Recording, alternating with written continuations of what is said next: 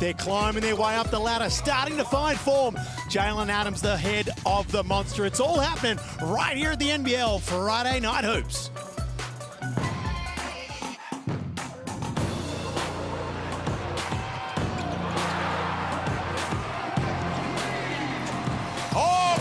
On the lob, what a finish! He would have been about minus 30 in the 70s. Karim Lopez, look at the spin move and the slam! Jalen Adams, one back injury, he gets on the floor. Jackson Cartwright outside is fouled. But again, they sit off, and again, he makes them pay. Well, the 12 days of Christmas kicks off with the best treat of all, the best gift. Jalen Adams and Parker Jackson Cartwright, two of the league's best point guards, going head-to-head. But as we look at the Mitsubishi Motors standings, Damon Lowry, NBL legend, over the next 12 days of Christmas, I get the feeling a few of those standings are going to get shaken up. Yeah, we look at that Mitsubishi Motors ladder, just tighter than 7 bids in a 6-pack.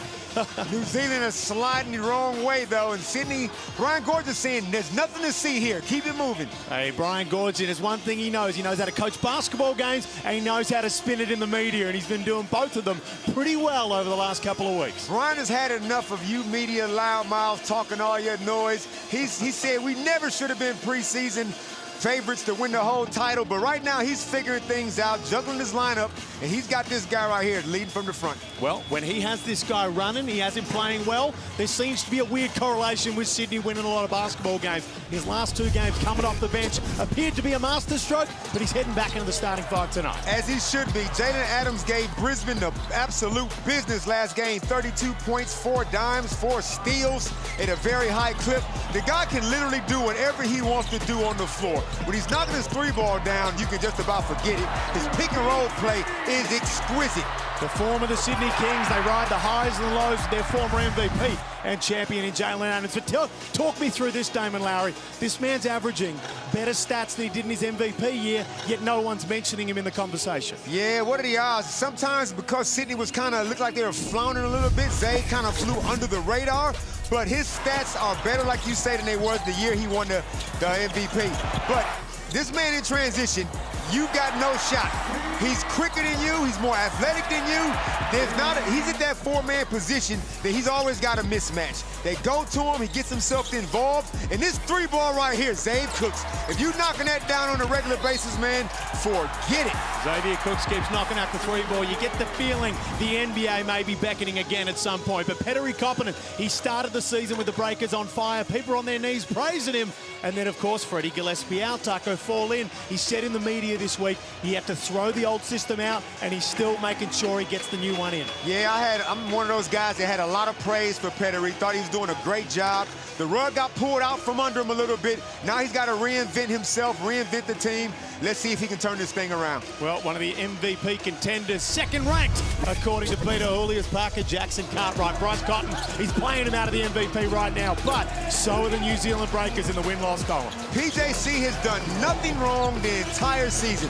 When they were rolling at 7-3, he was the MVP. They lost 6 straight, he's still putting up high-quality numbers. PJC is doing everything for this team. He just needs some help.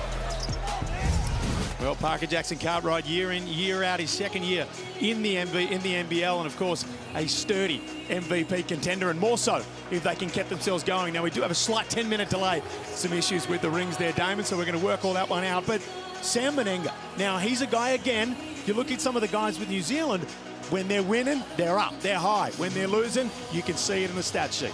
Yeah, and Sam Meninga, he's too good for this. Like right now, he's still averaging 12 points. That's not enough for a guy of Sam Meninga's talent. His last 2 games, he hasn't scored over double figures, hasn't got over 6 rebounds. Now he's coming off the bench. I don't know if that's, Petteri Koponen saying pull your finger out. I don't know, but Sam Meninga definitely needs to step up more than what he's been doing. Well, the man we see right there, all 7'6" of him, Taco Fall. Now, has Taco Fall, because his numbers are quite good, his stats aren't bad, has he been somewhat of a scapegoat for the New Zealand Breakers over the last couple of weeks, over the last 6 games? Yes, but it's kind of justified because even though he's putting up good numbers for a man of his stature, he's shooting 75%. He's going to get 2 to 3 blocks a game. Look, he's clearly one of the biggest dudes walking God's green earth. But having him on the floor changes the entire team play. The entire defense shifts. It's not just a miniature shift. It is a seismic shift when he's on the floor. They've got to figure it out, and Taco's got to try to reinvent himself as well. Do you expect the New Zealand Breakers, as the season goes on, they've started to play, maybe not the win-loss column, of course, there's been some big margins of defeat across those 6 games. I believe 22 points is the average. Can they compete with Taco Fall in the NBL with the style of play with a 7'6" man in the middle? No, not the way they play it. Not the way Taco has decided to play. He's been playing like this his whole life. If he can just add, just move up a little bit higher. Pettery's already asked you, pick and roll defense is going to be his kryptonite every game of the season. Every minute he's on the floor, he's going to get targeted. Well, Damon, as I scroll through my Instagram right here, I see Tom That's Abercrombie. That's scrolling too much. Certainly a problem. I see Tom Abercrombie appears to be on some sort of American junket, which is our game, because Casey Frank joins the broadcast again. Case, welcome in. Thanks for having me again, fellas. Always a pleasure to be joining 2 great ones on the mic, such as yourselves. Fantastic to be here in Spark Arena. The crowd is not letting the delay settle their nerves at all. Hopefully, when the game comes up, they're still as excited. Now, Case, what's the energy like in there? Of course, the team's on a 6-loss streak. It's obviously going to be a little bit down, but it looks like it's a packed-out venue tonight. Well, it's the silly season here in Auckland. That means everybody's going to leave town tomorrow, but tonight they're here at the Breakers game. A pretty good turnout. Have close to 6,000 tonight was the word coming in. So considering it's the holiday season, considering the record and everything else going around the team, pretty excited to have this many fans come to support the Breakers as they look to try and right the ship. Well, Case, people online, they've been begging for you. They've been begging for you to get back, and we're certainly happy we're going to catch up with you all throughout the game. Thank you. Cheers, boys. Now, Damon, Cam Oliver, he's been at times the scapegoat for the Sydney Kings. He's played some great basketball, he's played some poor basketball right now, but they need him to get back to his best if they want to compete. And Brian Gorgon has said as much throughout the year. Cam Oliver, what a conundrum. Imagine coaching a guy with this much talent, but he does a few things on the court that just kind of ruffles Brian's feathers. Brian's trying to coach this group, and he's trying to have a certain standard. And Cam, I don't know what those particular standards are. I don't know the details, but they're enough to get him coming off the bench, enough to get him coming out of the game, 3 to 4 minutes at a time. Cam's got to figure out a way to gel his talents with what Brian is asking him to do. He's one of the most talented men in the league, that's for sure. And Casey Frank caught up with him a little bit earlier. I think that's where the game is just changing to now, the game of basketball. And, I had 2 points, but I was in good foul trouble, too. But just make sure I impact the game and make sure I just, talk to my teammates, make sure I'm always cheering, make sure I'm having a great attitude. And I think that's my biggest thing I wanted to show this year coming back out here to the NBL is show a lot of maturity, show a lot of leadership, and show that in the best way I possibly can. And I think I'm doing that exceptionally well from my own standpoint. Do I have dips and changes and ups and downs with it? Of course I do, but besides that, man, I'm here to play basketball and show the world I'm a great basketball player, so.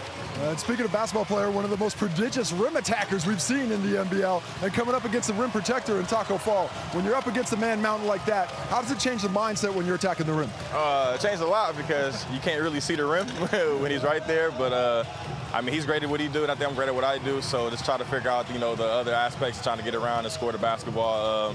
I think he's big, but he can't really move as much as I feel like he wants to, so I think I can move as well, but he's good at what he does, and I think I'm good at what I do, too. Well, as we look at the ring just being adjusted, for those wondering what the delay is about, I tell you what, the fellas right now and the ladies working on getting this rim fixed, you might have to do it again, because Taco Fall and Cam Oliver, who Andrew Gaze has described multiple dunks as hellacious throughout his career, is potentially going to need to be fixed again. Nobody has dunked on Taco Fall yet. Nobody's dunked on him just yet, and nobody's blocked any of his dunks. Will Magnay came very close, but he finished it nevertheless. Well, you know what? We're lucky because Xavier Cooks and Cam Oliver are 2 guys who will at least have the kahunas to attempt to get upstairs. But Casey Frank caught up with the enigma that is Taco Fall a little bit earlier. I feel pretty good. The coaches have done a good job of, trying to accomplish that, and the players as well. We've had a couple of great days of practice. We made a lot of adjustments, and, chemistry-wise, I think as the game went, naturally it was going to happen, but with the things that they have set up for us this week especially, I think it would speed things up a lot. Well, coming up against the Sydney King squad, they have a lot of bigs, and a lot of bigs who can step out and shoot the basketball. How does that affect your role when you are in those matchups, and what's the mindset change for a guy who's obviously more comfortable around the rim? Just find ways to force them to come to the basket as much as possible. And also on the other end, they also have to make sure that they find ways to guard us as well, especially when I'm on the court. So, I mean, like I said, the coaches have done a good job of preparing us. We just got to stick to the game plan, and we'll be okay. It's good to see Taco healthy and out there for the New Zealand Breakers. Now, Damon, the Sydney Kings, they came into the season clear runaway favourites. They told me that it was their championship to lose. Now, Brian Goorjian has fought against that notion. The spin doctor, we'll call him, I think, in that one a little bit. You've even said that maybe the media jumped the gun with it. They're sitting third on the ladder right now, but it still appears from the outside looking in that people are saying the sky is falling when they're sitting third with two very, very good teams above them. I was not one of those guys that got all gassed up in the preseason when I saw their roster and thought the championship is going there. I never thought that, but I did acknowledge they had an extremely talented and deep roster, but a lot of players at similar positions and not a lot of size. Outside of once Xavier Cooks goes off the floor, you're looking at 6'7". They don't have anybody over 6'7", 6'8" tops. So, but Brian has managed to juggle these lineups, trying to fit round holes into square pegs and vice versa, and have them playing at their, 10-7, and they got a lot of home games coming up. It's tough to place to win at in the Kudos Bank Arena. So he's flying under the radar, right where he wants to be. He's trying to get all of us to look somewhere else. Well, let's head downstairs to Casey Frank. What's going on there, man? Well, the good news is the rim is fixed as long as Taco Fall doesn't put the majority of his weight on it one more time. And as we get ready to tip off, I've got the magic number at 83. In the last 8 games, the Sydney Kings are 5-3. 3 times they've given up more than 83. They've lost all 3 times. The Breakers, their last 8, 1-7, as we know. Just once have they held their opponent beneath 83, and that was a single solitary win in that number. So, whichever team holds the opposition to under 83 is going to get this dub tonight. Case, in one single cross, you have done more research than Tom Abercrombie did in his entire broadcast career. You're not wrong about that, but he's basically still playing. You don't have to research when you can jump like he can. He certainly does it right now. Let's check out the starting lineups. Jalen Adams, last 2 games on the bench. He's back in there. Isaiah Liafa, Xavier Cooks, Alex Tui, and Kali Lau Pepe. Of course, the Sydney Kings, 7 players have scored 20-plus points across their roster. That's the most across the league. They are deeper than ever. And Parker Jackson Cartwright, Matty Mooney, Kareem Lopez, Max Darling, and the big fella, Taco Fall. Round out the 5s for this one. Damon Lowry, the New Zealand Breakers, desperately in need of a win. The Sydney Kings, they just need to keep marching up that ladder. Where do you see it falling now? I can't tip against the Kings, but I'm expecting a spirited fight by the Breakers. The Breakers, of course, have a 6-game skid, but they've won their last 6 at Spark Arena. 11 games in 11 different venues, but there's one thing we know against the Breakers. You put their backs up against the wall, and usually they stand up and react. Lopez, hard to the rim. Good defense, not good enough from Alex Tui. Lopez gets the account underway for the Breakers. Kareem stared him down a little bit, too. Next star on next star. Good to see Kareem being aggressive early. Bit of next star on next star crime as Taco Fall tries to get involved illegally. In this starting 5 of the Sydney Kings, this is Brian's 5. He brought Kelly Lepepe back in at center. This is what he's going to go with. Until Bull Quall comes back, you're going to see Isaiah Liafa starting at the 2 guard. The energy, you can hear it electric from Breakers fans. They don't care how the team's doing. They're ready to notch another home win. Lopez gets it into Fall, down low, goes upstairs, far too easy. Taco, listen here, man. Don't be tearing the rim down, man. We got a game to get through. But that was beautiful offense. You see how they brought everybody up high, all 4 guys on the 3-point line. One-on-one with Taco down low, you got no chance. Taco Fall showing no respect to the Xavier Cooks jumper as Adams works off the on-ball, gets in. Cooks will have a try from outside. That's no good. And Parker Jackson Cartwright will clean it up. Darling. Another attempted post there for Taco Fall, and you can see now that at least on the offensive end, the intention is getting into the big fella. Xavier Cook spins and can't finish. And that's exactly what they should be doing. He's a walking mismatch. Darling, hard defend of Adams, a bit too vivacious on the attempt. Somebody got to tell me how to say mismatch in Senegalese, because that's what Taco Fall is, a human one-man mismatch. You got no shot. Well, I did notice that you did order dinner in Spanish at a Colombian restaurant a little bit earlier, David, so maybe you're not too far off it. They go, Vic! Xavier Cook's just being left alone by Taco Fall. Flirts with the jumper and again turns it down. Adams sizes up Jackson Cartwright, lets it fly, can't finish. Fall will clean it up.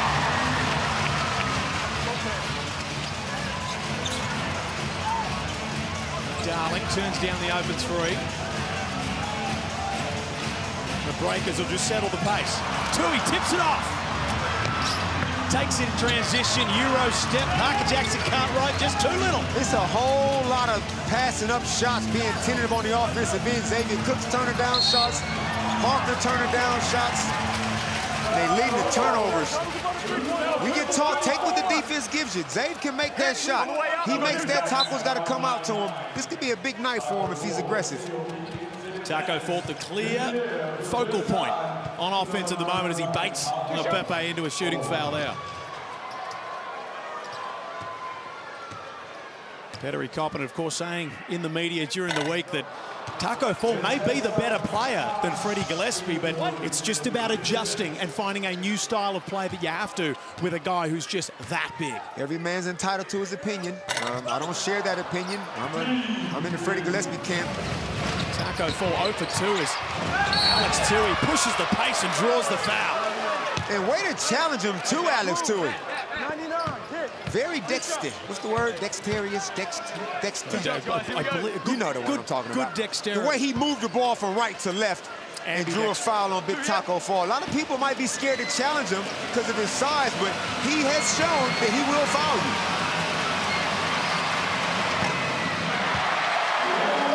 Free throw shooting. Just a little off here for both teams in the early going here, but Alex Tui some big raps on him heading in to, of course, his chance at an NBA opportunity at the end of this season. Yeah, very good chance we're not going to see Alex Tui in this league after this season. Whether it's NBA or somewhere, just get a feeling this might be it.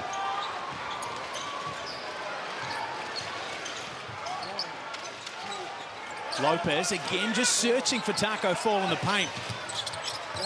As Jackson Cartwright steps back to no avail to travel right now, and you can see the matchup between Laupepe and Taco Fall down low. The Breakers are looking, but New Zealand doing a good job of just closing off the lane. Yeah, but it's still open though. Like Taco Fall is open like 7-11. I don't care what you do. Kelly LePepe, you can lean on him all you want. You're still a foot shorter than this guy. And Kareem Lopez should have just threw it up to him.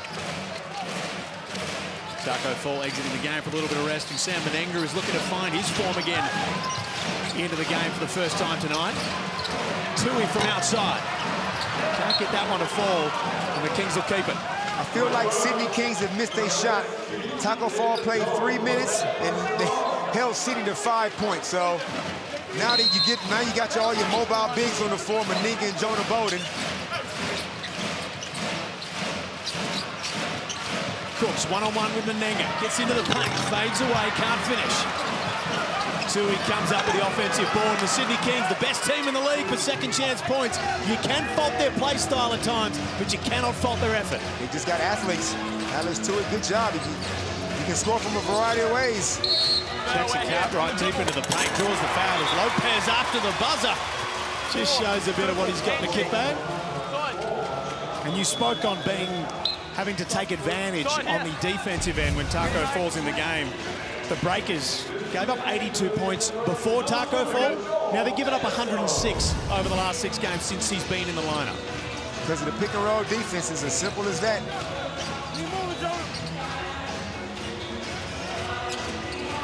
Mooney guarded by Adams. Works off the on ball. Gets it to the outside. That's no good.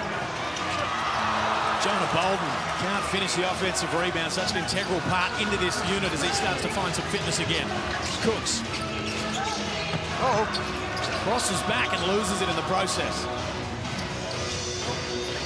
Tui's been aggressive early, continues it as he gets into the rim with a silky finger roll. And the young man should lead the way. Tui showing how ambidextrous he is around the basket. Another left-handed finish. Jackson Cartwright steps back, cash. Now, Isaiah Leofa got to work out how to guard Parker Jackson Cartwright. Easier said than done, but I wouldn't advise getting close to him. Because now it's just a foot race, and he's got one of the best pull-ups in the league. Adams slicing his way through the paint, a little too overzealous on the finish. Jackson Cartwright the other way. Mooney gets to the middle, fades away. That one's way off. And Adams will push it in transition, draw the foul. Can't complete the and one, but he'll go to the line for two. Shooting percentages right now, 50% by the break. This 3 of 6. Kings shooting at 40% from the field, but if you're the visiting team, you want to be able to keep that home team down to a low score. Okay, they got 6 points in just nearly 5 minutes. If I'm Brian Gorge, I'm feeling great about that. As long as the defense is getting off to a good start, you got to figure offense will kick in sooner or later.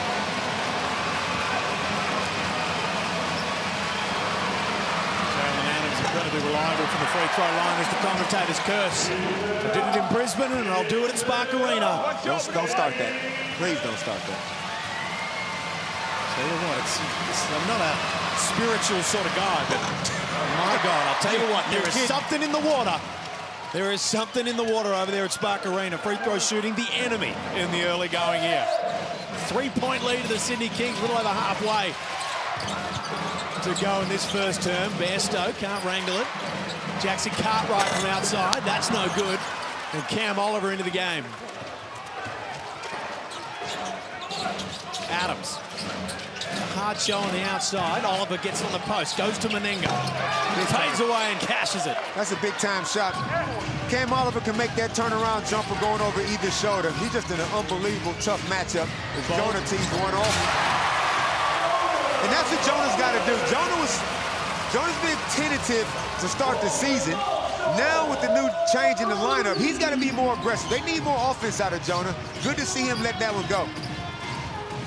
A lot of the Breakers players talk about how important Jonah Bolden is. And with him being out of this lineup is very, very hard to replace as Oliver fades away again. Not exactly a Brian Gorgian shot there as he just clips a little bit of backcourt. Good contest though by Sam. Jackson Cartwright fires up the fans with an and one, and we are tied at 11. That guy can go from fast to slow to fast like none other. Literally just kind of lured him to sleep as we look at Cam Oliver's. This is easy work right there. Sam Menenga contested the last one better. And here's Jonah, catch and shoot, cash. I remember when Bruce Bolden was playing against Eric Cooks. What year was that? 1925. I was there, 94, 95. And now the next generation's going at it heads up. New Zealand Breakers wrestle back the lead. Parker Jackson Cartwright, 10+ points in 42 straight games, a league record. You're all good? Yeah, just before the ball, you got it, yeah. It's Kouat-Noy, another player who's 43. Just quietly going about some really, really good games. Kouat-Noy is the captain of the I have never lost faith in myself team. Certainly has never lacked confidence. Adams gets into the paint. Kicks it out, Tui over to Bruce. That's no good, nothing but air.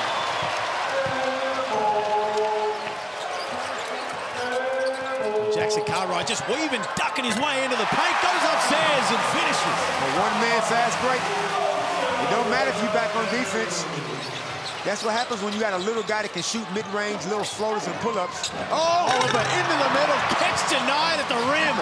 Fades away off his own offensive rebound. Could have been a Sports Center top 10 play. But the Breakers just hold on. Lopez in transition, fades away, throws it up, it's no good. Jackson Cartwright far too open on the three-point line, but even he can't finish. He'll get a chance again, guarded by Bruce.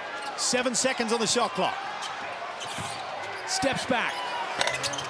Can't complete. Another offensive rebound goes begging. A wild minute and a half. A wild few possessions. The Breakers will take it with a 3-point lead.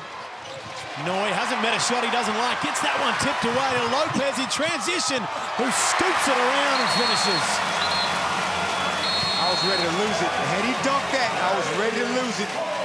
Nice run by the Breakers, taking advantage of the Kings' lack of transition defense. We look at the Amy replay right here. Kareem Lopez looked like he was about to just take it LeBron circa Cleveland for the finish there, but a nice little finish in transition, showing us a bit of what he's got there. He's playing both ends of the floor, young Kareem Lopez. He challenges Cam Oliver and then gets the one on the other end. Well, rotations has been the question on the Sydney Kings for the entire year, and Brian Goorjian spoke about it pre-game.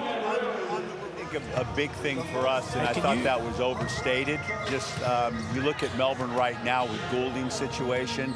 We're in a similar situation with JA. Our roster construction, we've got a nice team, as everybody's talked about, but we're thin in the one spot.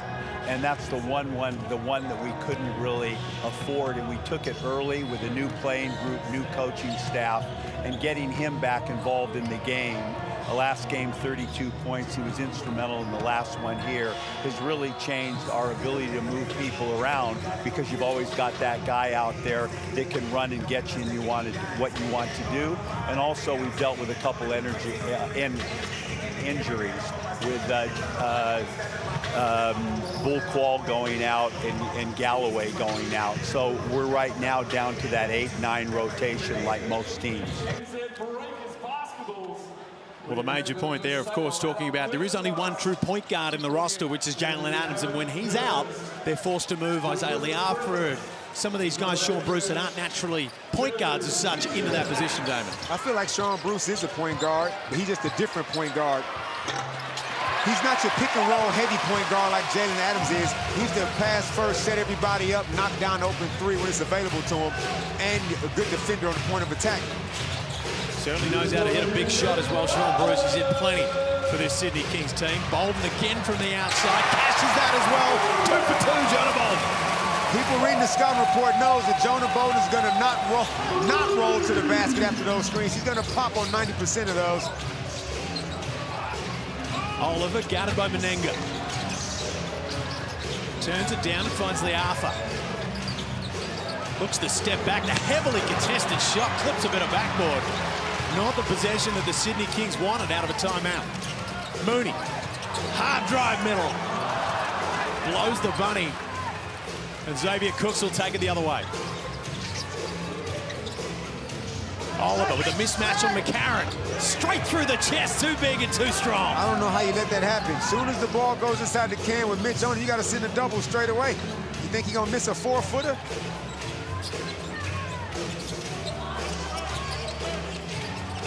Mooney gets it off the down screen.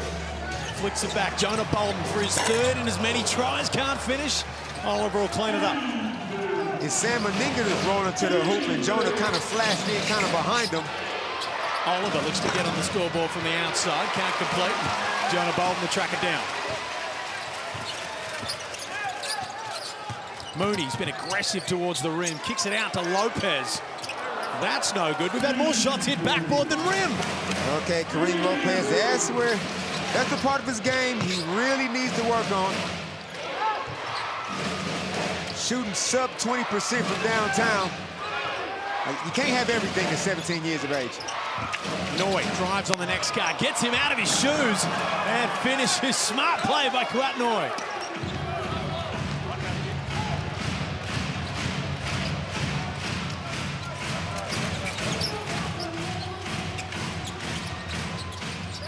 Mooney tries to go through the chest of Liafa, who plays great defense.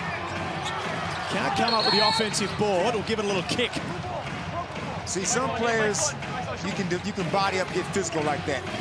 On a guy like Matt Mooney, by the way, has anybody ever seen Matt Mooney and what's my man, Ben Air at the same time? Has anybody ever seen them two together? I gotta say, Damon, has that been established? That is, for someone who told me during the week that you were the best at lookalikes. You don't think there's nothing in that? There's something in that. Gotta shoot that one down with some ferocity. No, there's something in that one. But anyway, Zay Lealfa, his defensive style suits a guy like Matt Mooney, but not a guy like Parker Jackson Cartwright. Shot clock is off. 10 seconds remain in the quarter. 4-point lead to the Breakers. Adams steps back. Can't finish. And that will rain it out. The New Zealand Breakers in a low-scoring first quarter. A 4-point lead. Second quarter coming up next.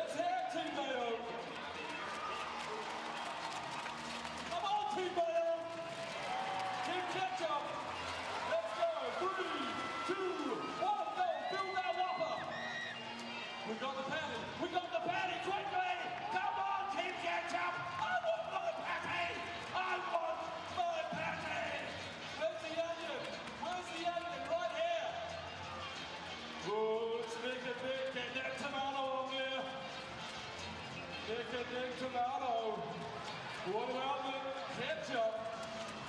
Two ketchup, let's catch up! Let's catch up, let's catch up! Lettuce. Oh, sir! Oh, that's a little bit tricky.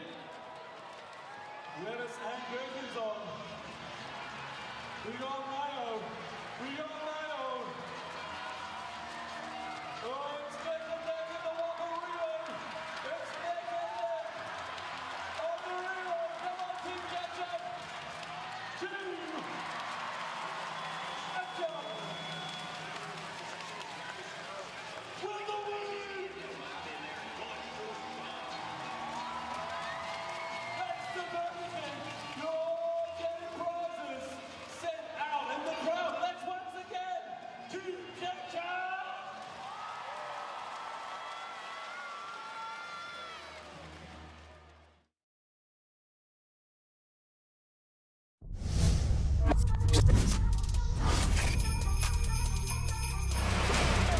Well, it was all New Zealand early going. The Kings doing a good job of staying with it. 19-15, a 4-point lead for the New Zealand Breakers. Jonah Bolden catching fire from outside, 2 in as many attempts. Damon Lowry, not exactly a high-scoring first quarter, but action nonetheless. A lot of missed shots happening, but I feel like it's a quality game of basketball.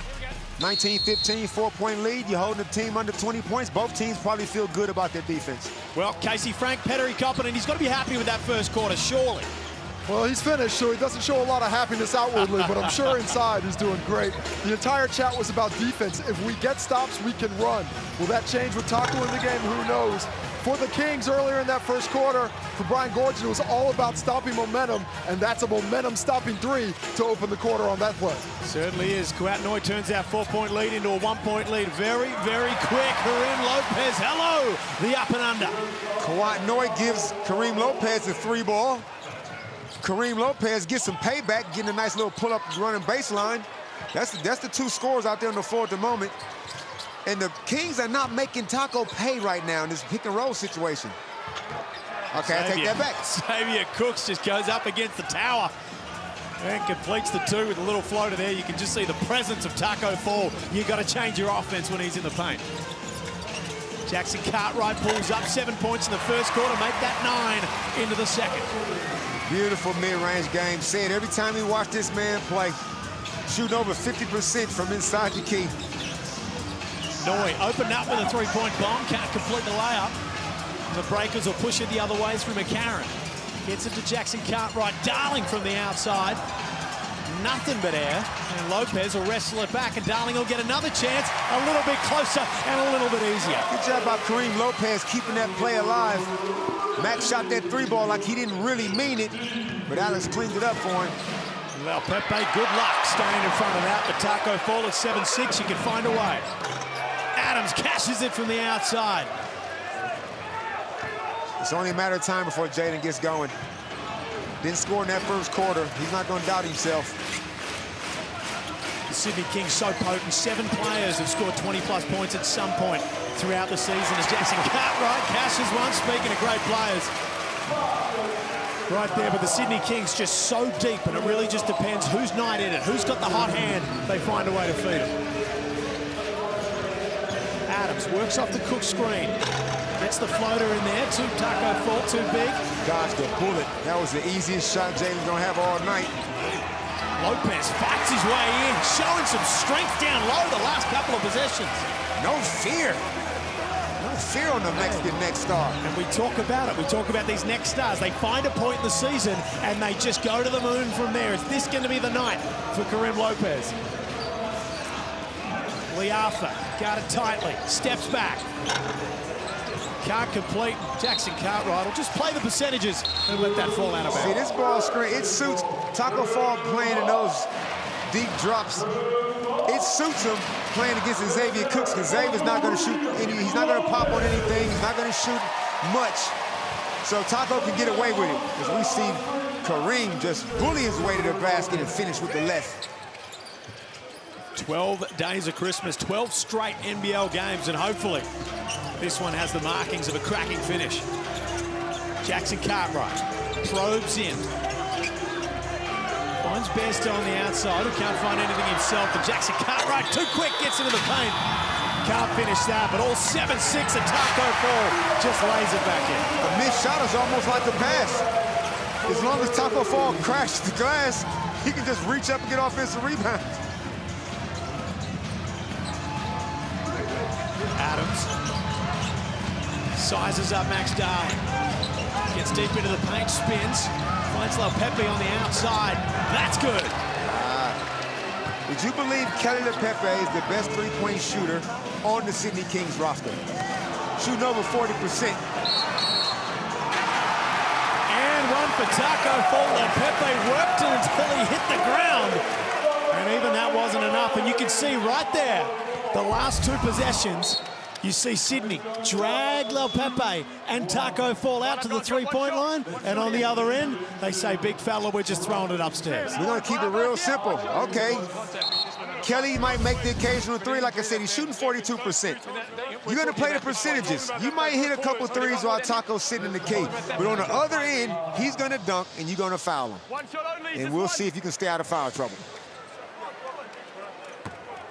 6 points, 3 or 4 from the field so far for Taco Fall. Hasn't had too much success from the free throw line, though. The New Zealand Breakers, if they can find a way to harness Taco Fall, oh, I love that. they can be a very, very dangerous team. Tui finds Noy. Hard drive, but Taco's down there waiting. Quat Noy will draw the foul and go to the line. I saw something. Who got the tech? A technical foul after the play on the New Zealand Breakers, who right now, they wanted the travel call. Overreacted. New Zealand Breakers, of course, sporting some of the best jerseys, the best Christmas jerseys in the league. If we could just get a little close-up on that. The Kiwi bird, wait for it, yeah, with a Christmas hat on. I don't mind it. You know, you can't possibly think of anything more Christmas in New Zealand than a Kiwi bird sporting the festive headwear. Don't mind it. Don't mind it at all. I'll tell you what I saw, though. Those aren't flying off the shelves. There's something wrong. I'll tell you what I saw. I saw Taco Fall defend on the perimeter and move his feet guarding Kelly LePepe. It showed me he's not a cripple. He can move. He certainly is. Well, Taco Fall has spent a fair amount of time injured as well, and the way he's moving right now is better than we've seen him moving in the past. But it's time to go down to Casey Frank. What are you seeing down there? Well, you're thinking about the way that the Kings are attacking the on-ball with Taco Fall and Don, and they haven't attacked it at all. Xavier Cooks mostly dribbling the handoff, but picking that rock up. When we've seen Taco Fall struggling in the on-ball, it's with his man sprinting into a screen out of that low post, causing him to cover ground. We haven't seen that action from the Kings yet. They haven't gone straight on-ball at all. I wonder when, next time Taco's in the game, if they might go to that action a little bit more frequently. That's a good call, Case, because they don't have any bigs that like to set picks like that. They don't have a Jordy Hunter. They don't have an Isaac Humphries. Xavier Cooks likes to play kind of out of that pick and roll, like that short roll, so he can make the hockey pass to get the assist, that kind of thing. So it kind of suits Taco to get it. He can get away with murder in this game. Bolden can't complete. He's just found a bit of ice cold from outside after going 2 for 2 early. Missed his last 2. Parker Jackson Cartwright was guarding Alex Tui. They missed him. Noy, hard drive middle. Draws the foul, gets the and one on Jonah Bolden. Okay, this is the Sydney Kings 5-out lineup. This is the 5-out shell drill where they dare you to try to guard them one-on-one. They might set one ball screen and then space it out, and then they're going to put the ball on the floor and attack. And right now, Jonah's struggling to stay in front of Kawat Noy. The Sydney Kings, you'd say the deepest team in the league, and it shows in the stats. 7 players across the season have a 20 or more, the highest bench scoring rate in the league. 43% of points coming from the Sydney Kings bench, which is saying something considering the power of their starters. And that was Jordan Bolden's 3rd foul. I'm waiting for Sam Meninga to show up. I'm waiting on Sam. He's 0 for, he's not 0 for, he hasn't taken a shot. Certainly not showing the aggression that we saw from him in the early going this season. Mooney works off the on-ball. Anticevic into the game for the Breakers.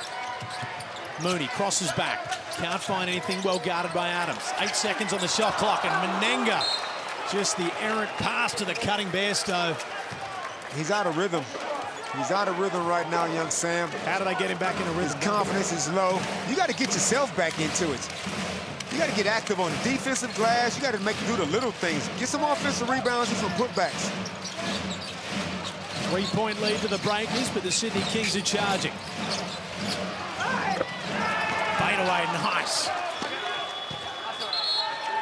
Makwach Malawach, anybody that's seen his work knows he's a scorer. He just happens to be the 15th small forward on the team. Don't get a whole lot of opportunity, but can score the ball. Well, Taco Fall is an enigma. And how do you get the best out of him? Well, you asked Petteri Koponen how to do that. He spoke about it pre-game. Of course, there's, we have to make some adjustments. It's obvious. Taco is, let's say, special kind of player. Offensively, defensively, we had to, change some things, and it takes some time. But I think we had 2 good practice days this week. We tried to put the guys better and better on the same page, what we want to do defensively, offensively, and it's just, it's a different way what we have to, also play defense. Also offensively, we need to have much more patience to find him under the basket, use him. He's the instant, offense threat. But if we don't feed him, there is no point. We need to find him. The guys need to, be more patient and try to find him under the basket. That's right. He had to go to a plan B. This is coaching. You got to coach on the fly. Taco's giving you 6 points, 5 rebounds. At 75% is what he's shooting on the season with the block. And they haven't punished him for the defense that he plays in those pick and rolls. They haven't punished him just yet. Will that remain the same for the rest of this game? Who knows? But right now, it's all about Kawat Noy and Alex Tui. They've got over half the points, 19 between them. Well, the Sydney Kings, of course, putting up a good defensive fight so far has been one of their weaknesses throughout the season so far, letting some teams run up some big numbers. And right now, just holding the New Zealand Breakers to the 34 points. Still looking to get firing on the offensive end. Lopez has been aggressive. Continues, that goes up! And a silky finish off the finger roll on the other next star. Wow, when you got hands that size, he's palming that basketball like it's an orange. Great touch around the basket. Noy finds a lane baseline, and the ref, with no sense of theater, just calls the blocking foul on the wraparound pass. We checked the Amy replay, might have got away with a carry, but whatever. He's getting on the rim, being real aggressive. Sam Meninga did a good job of shepherding.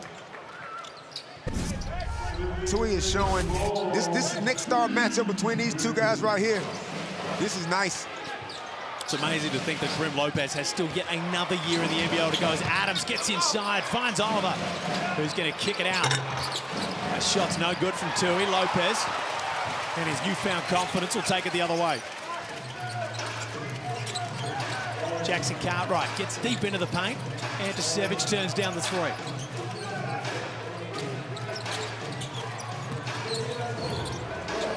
Lopez. That shot's no good. And they're always going to help out of the corner. Normally you don't help out of the corner, but Kareem Lopez is shooting 17% from downtown, so they can afford to sag in on Parker's penetration. Certainly the one area of his game he's going to spend the offseason working on, you'd imagine, as Noy gets deep into the paint again. He's in a purple patch of form of late Kwat Noy. 1 point lead to the Breakers. Jackson Cartwright, nice little pass to Menenga, who finishes the line. Good job by Parker. He could have easily shot that 3-ball, but he knew he got to get his man Sam Menenga more involved. Oliver rattles it home the other end, and Parker Jackson Cartwright, a true point guard in every sense of the word, Damon. 100%. Does everything. Mid-range, 3 balls, assists, steals.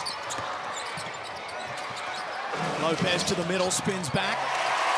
Continues to finish around the rim. He's having himself a game so far, Kareem Lopez. The Kings just struggling to find an answer for his aggression. Kareem Lopez, 12 points on 6 of 9. 3 rebounds, 2 assists to go with it. The 17-year-old. 17 years old. He's got another year in the NBL before he even thinks about the NBA, and he spoke about his season so far a little bit earlier. I really want to be great from the jump. You know, I have that, like, chip on my shoulder to just, like, prove everybody, like, I'm the best player. I'm the best player in my draft class. I really, like, want to be the best. I'm just trying to prove it, like, playing with that chip on my shoulder, as I said, playing with that hunger to just show everybody what I'm about and also help the team win. That's how really great, like, big for me, because I love winning. So that's just, I'm just trying to show what I can do. See, I love this. I love this because how many times do we hear coaches and people say, well, we're a young team. That's an excuse because we're a young team. Man, forget that. Kareem Lopez said, I'm not waiting to be 24 years old before I start kicking y'all in the ass. I'm 17. I'm about to start doing it right now. He's certainly doing it and just showing poise. He's not just sitting out there as a young fella, which sometimes we see with young guys that come into the league. It's safer on the three-point line. You sit there, a couple of step backs, maybe a mid-range jumper. He's going at grown men, and he's going directly towards the rim. There would be scouts out there that are salivating the way that he's playing. His 3-ball shooting percentage, that's not what's going to get him into the NBA. It's that forward, that agile, mobile bid that can put the ball on the floor, cagey around the basket, a long, rangy defender. His 3-ball will develop as he gets older, but right now, he's got all the tools, the body type that NBA GMs will love. And it is a hell of a lot easier to teach someone to shoot from outside than it is to teach them the poise and ability to get to the rack the way that he does. So the future, well, the sky is the limit for Kareem Lopez. And Kwat Noy continues his assault on the rim for the Kings. He's going to have to work on his defense, though. Hey, none of that. We don't talk about no defense here. Because Kwat Noy is in his offensive bag, and as long as Brian leaves him out there, I can't see why Kwat, that's a layup. Jackson Cartwright will not find many easier shots than that tonight as a breakdown on defense for the Kings. Kwat is on his way to a big night. He's looking at 20 plus the high 20s. This man right here, like, I just can't believe people think this mid-range shot is a bad shot. That's a layup. He ain't missing those. An old school mid-range artist, Kwat Noy's on fire at the moment, and the bank is open at Spark Arena. 42 apiece. Kwat Noy keeping the Kings alive. Kwat is shooting 6 or 7 from the field, kissing this one off the glass. He didn't mean it, but he'll take it. He's picking and flaring. When it's going, and right now it's going for Kwat Noy. 17 points so far, 2 minutes to go in this first half. We could have a couple of career highs from multiple players tonight. We're going to see Kareem Lopez's career high, and we're going to see Kwat. Alex Tui, of course, the next star. Someone who's had real high raps coming into this season. We look at him right now, only 20 years old, the small forward, 24th, according to The Athletic in the draft. And of course, we see these next stars, the second half of the season, well, that's where they start to roll. It's where they get that little bit of extra strength, that little bit of extra confidence. So that number 24, I reckon we can shave a bit off that as we get closer. That 24th, that's a first-round pick. That's money, that's cash. That's guaranteed money. Cash. Would you rather be playing in NBL right now, or would you rather be in geology class at the University of such and such? It depends, man. It's not for everybody. Because geology class ends at some point and the fun begins. It's not for everybody, but definitely another pathway. good to see. We're getting a lot of talent here in this Next Stars program, and these guys are going to the green room and they're going in the league. They're playing G League. They're following their dreams, and you can do it without going to college and turning down some of that Neal's money. Oh, there's plenty of money to go around. You talk about Dash Daniels as well, signing with Melbourne United players, jumping at the opportunity to be involved with this Next Stars program. But Casey Frank, have you been banned from the New Zealand huddles yet?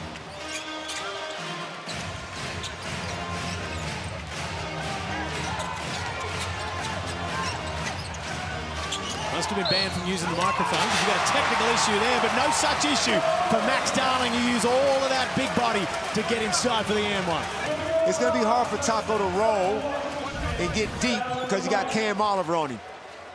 So Max Darling turned it down and just got cagey around the basket and got a nice little one to go in. They're going straight power game. He put Taco back out there in these last 2 minutes. Some good coaching going on.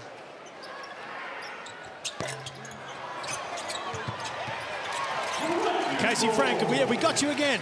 I'm back. Oh, yeah. This time you can actually hear me, but unsurprisingly, that Breakers timeout was all about Kawat Noy. As we see a foul after the big block by Cam Oliver.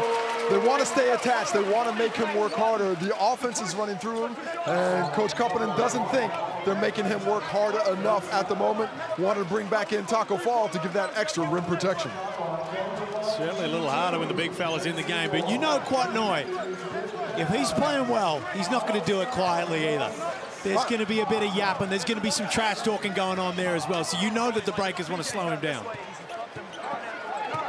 Cam trying to educate the young Next Star Queens like this. Whatever, man. Let's just hoop. Whatever. Yeah, you're right. Now, Kawat Noy going to let you know about it. He's a confidence player. His confidence is never turned off. He backs it up, though. It don't matter. I like his attitude. Whether he plays 5 minutes, 25 minutes, it don't matter. He's the same guy. You know what I respect about it, just like what you were going on there? Kawat Noy, whether he goes out there and goes 0 for 10, he's going to keep talking. He's going to keep backing himself in. And that's why he has these games, because he never shies away from who he is. He always keeps that same energy, and he's an exciting guy in this league. And I'll tell you what, I don't think he's been the Harvey Norman mic'd up player yet this year, but if we get Sunday coming up, chuck the mic on that man, because he's certainly an entertainment machine. The Breakers back out to a 4-point lead here, just a little over 1:30 remain in what's been an action-packed first half. Adams works off the on-ball. Taco Fall provides the resistance. But Xavier Cooks, he's finding his range on that little floater, and even Taco ain't big enough to stop it. Yeah, Zay, that's a nice soft touch from Zay, but I like what Taco did. He creeped up a little higher and then bagged up and just tried to be a bigger, more of a disruption. Just as good offense by Zay. Jackson Cartwright will slow the pace for New Zealand. Taco begging for it down low. Oliver doing a good job of preventing, but you can only do so much. You can only do so much, Felix. You know, he doesn't have to be wide open. He can be half open. Noy pulls the trigger quick in transition. When you're hot, but that one didn't go. You can literally throw it to Taco, and it don't matter what position, if he's not facing you, if he's sideways. Right there, just put it up. Just put it up. Higher, Sam. Come on, man. Mitch McCarron will just slow this one in transition, but Taco Fall, he's going to need that ball a little bit higher, Damon. Come on, Sam. That would have been an easy dunk. But Breakers are doing a good job. They got a nice little 4-point lead. It's only little, but it's nice, and they want to finish off this last 32 seconds. 6-second differential with a shot and game clock. The Breakers will get another chance at it. But Adams in no rush to give them a whole lot of time on that other end. Adams into the paint. Catches Taco Fall sleeping, but it's no good. Watch out! Barring disaster, New Zealand will get the last shot of the half. Jackson Cartwright, Isaiah Leafa will foul. Had a foul to give. And Zay know he don't have the foot speed to get too cute out there with Parker.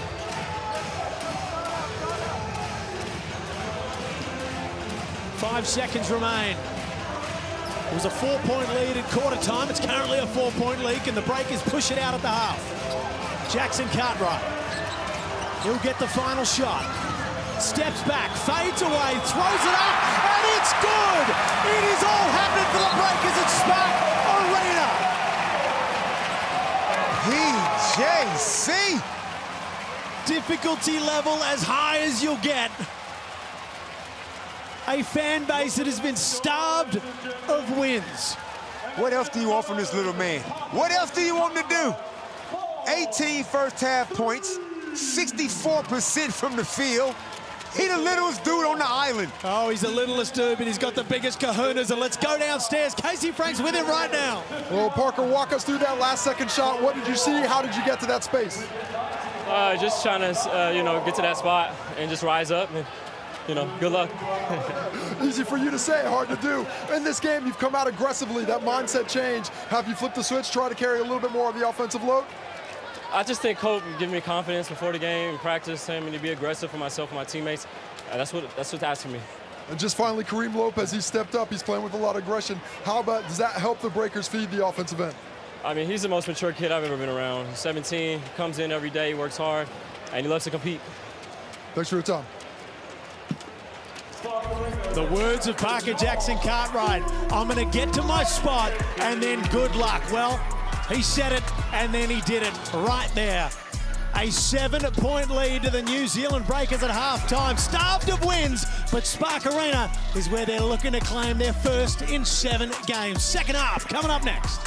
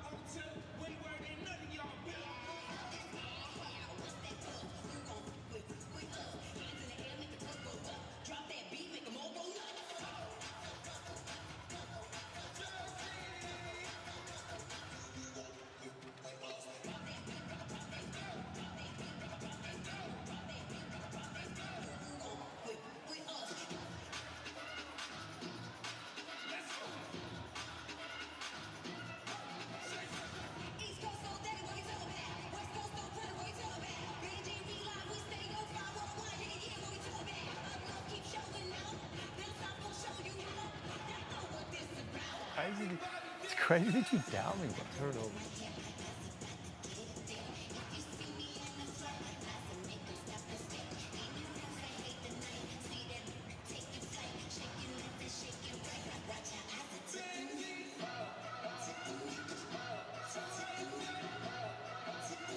Oh, we lost the screens?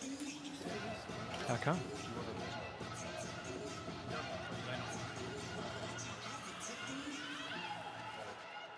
Sorry, what was that? Sorry, what was that? 1-2.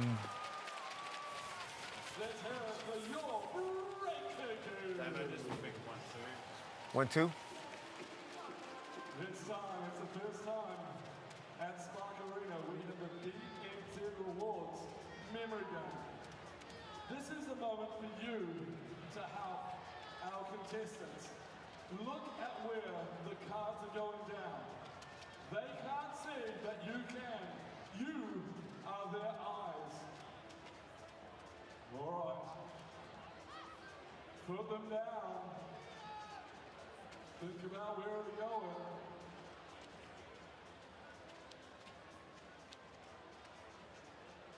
All right, we have Bond. That's his first name. In purple. Oh, there's glasses under there. Didn't know about that one. All right, and we've got David. All right. David, you're going to go first. All right? The BNZ Rewards memory game. Flip, match, win. David's going first. Let's get the counter ready. And we're going to count off. Let's get the counter and the music. Let's go, David. You flip. Go. Quickly, quickly. Every time. Where's the star? Where's the star? No.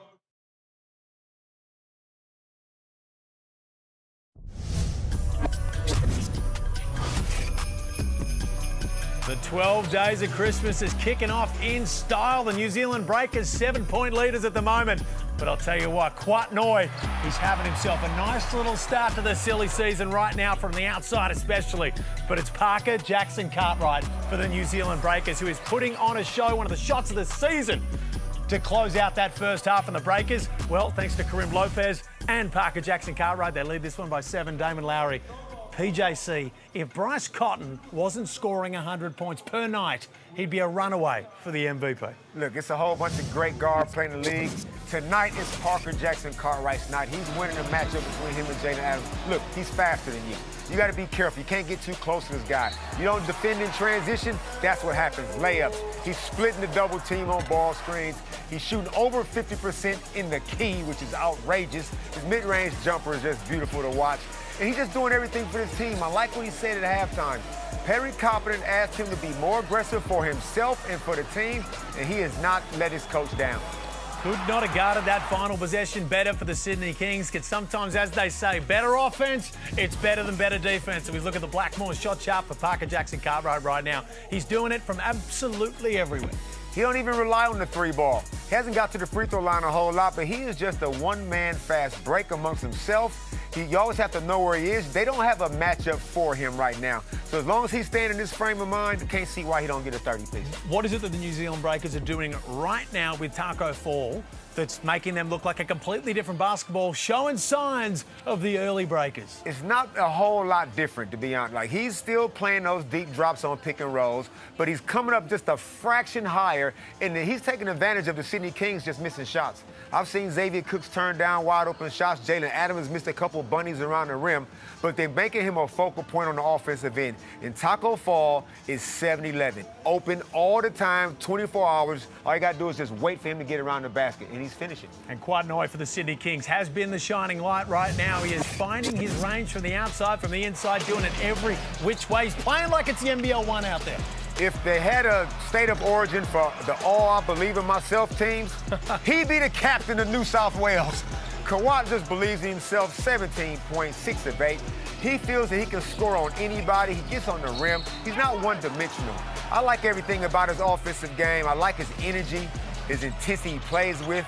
Great attitude, especially when you're coming off the bench. Sometimes guys with that talent, they sook and sulk when they don't get that much playing time. Kawhi just patiently waits his time, and when he gets out there, he lets you know he means business. Well, this is the reason why a 7-point lead against the Sydney Kings. What's it worth? Absolutely nothing, Damon Lowry, because they have got options left, right, and centre. Some of them so far that haven't been getting firing. But it's a double-header to start your 12 days of Christmas, and Derek Rucker and Ariana Prather are over there in Brisbane, ready to get that one rolling.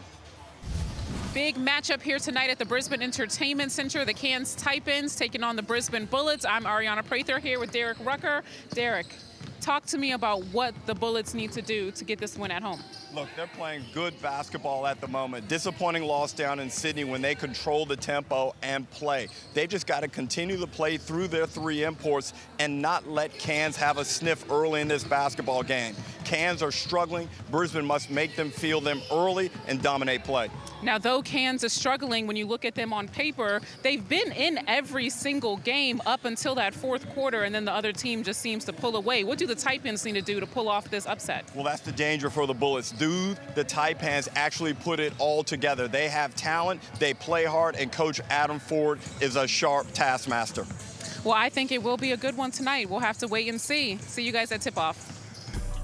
Oh boy, I'll tell you what, Derek Rucker, Santa's stocking must have been filled with some Just for Men, Damon Lowry, because that beard is looking a little darker than it did before the fever break. The great man, you can catch him in action. Brisbane taking on the Taipans after this one.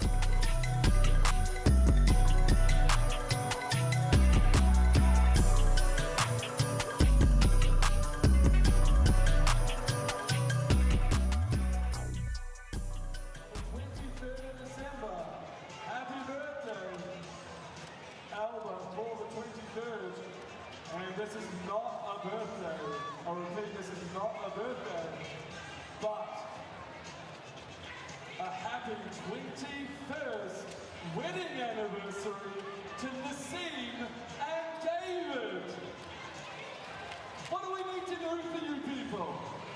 21 years. Let's hear it for Nassim and David, ladies and gentlemen.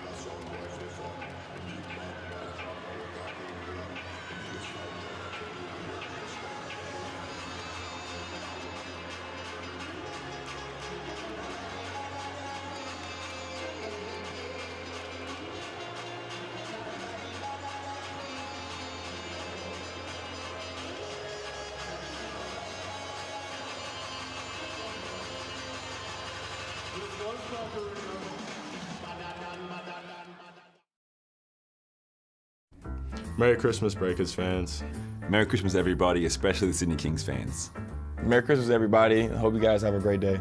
Merry Christmas to all the NBL fans worldwide.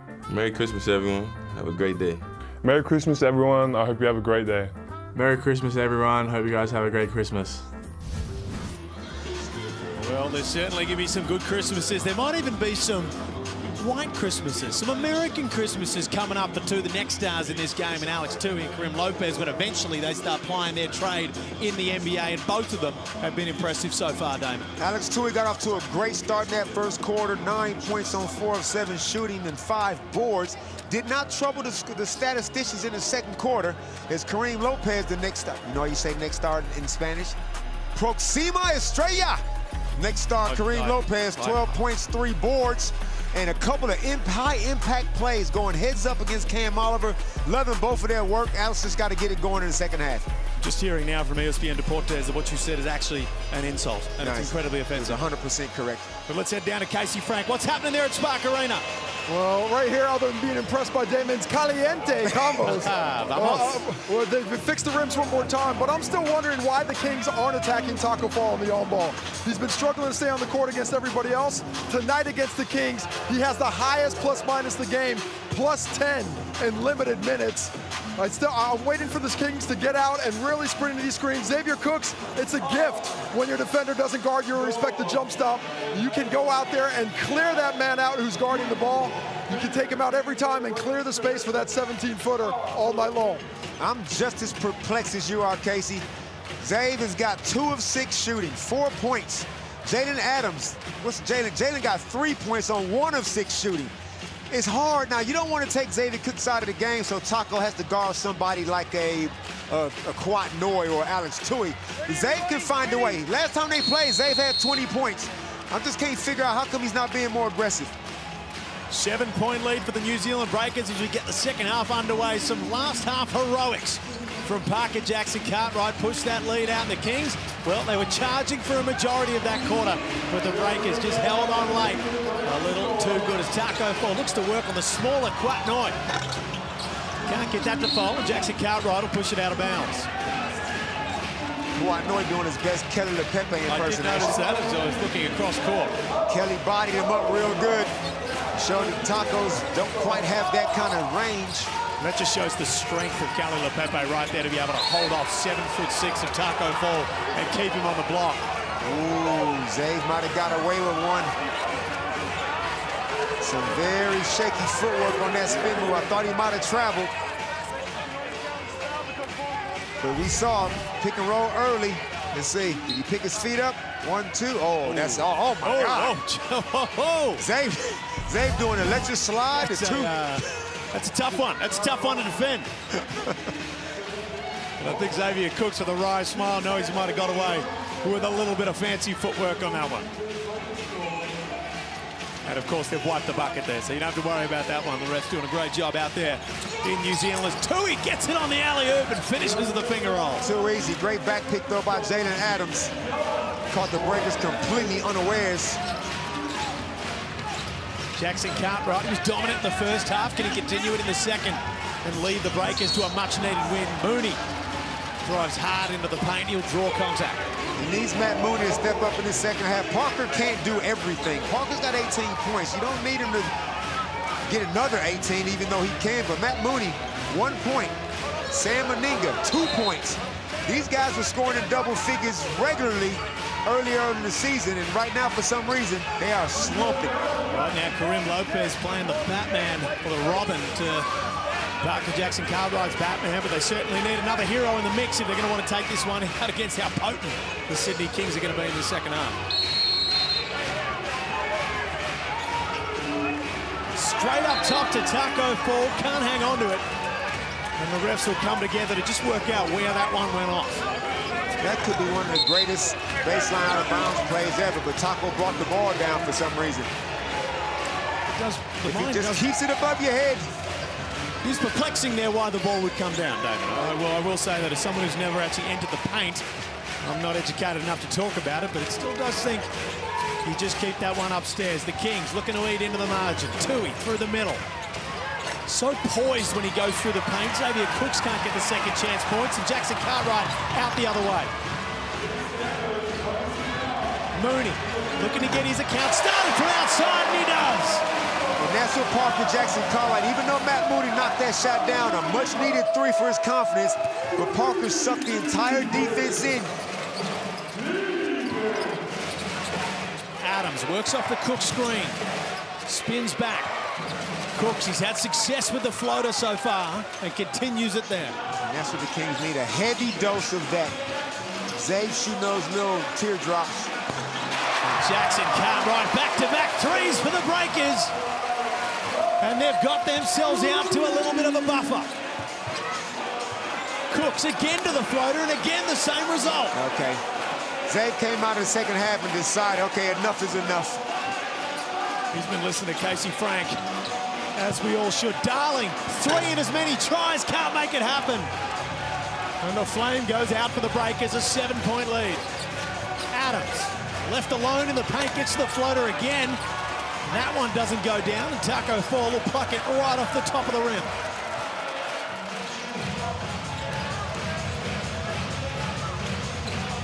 PJC deep through the middle, gets the foul. Can't get the finish, but he'll go to the line for 2. And you just can't coach against speed. Check the Amy replay. Everybody's worried about Parker's penetration. Left hand pass to his running mate, Matt Mooney, knocks it down. Matt attacks the rim and gets his boy back. That's the backcourt relationship I love to see. Well, the Breakers have been waiting. I'm sure Taylor Cansdale Griffin at home will be loving this, because the Breakers fans, they've been through a little bit of misery since such a hot start, and they're just starting to find their rhythm in this one as Jackson Cartwright nails the first free throw. And you see what Patrick Coppin just did. He saw 2.5 minutes of Xavier Cooks with 2 teardrops over Taco. Taco, come have a seat, man. Come have a seat. We'll get you back out there, but we can't let Xavier Cooks start feeling too good about himself.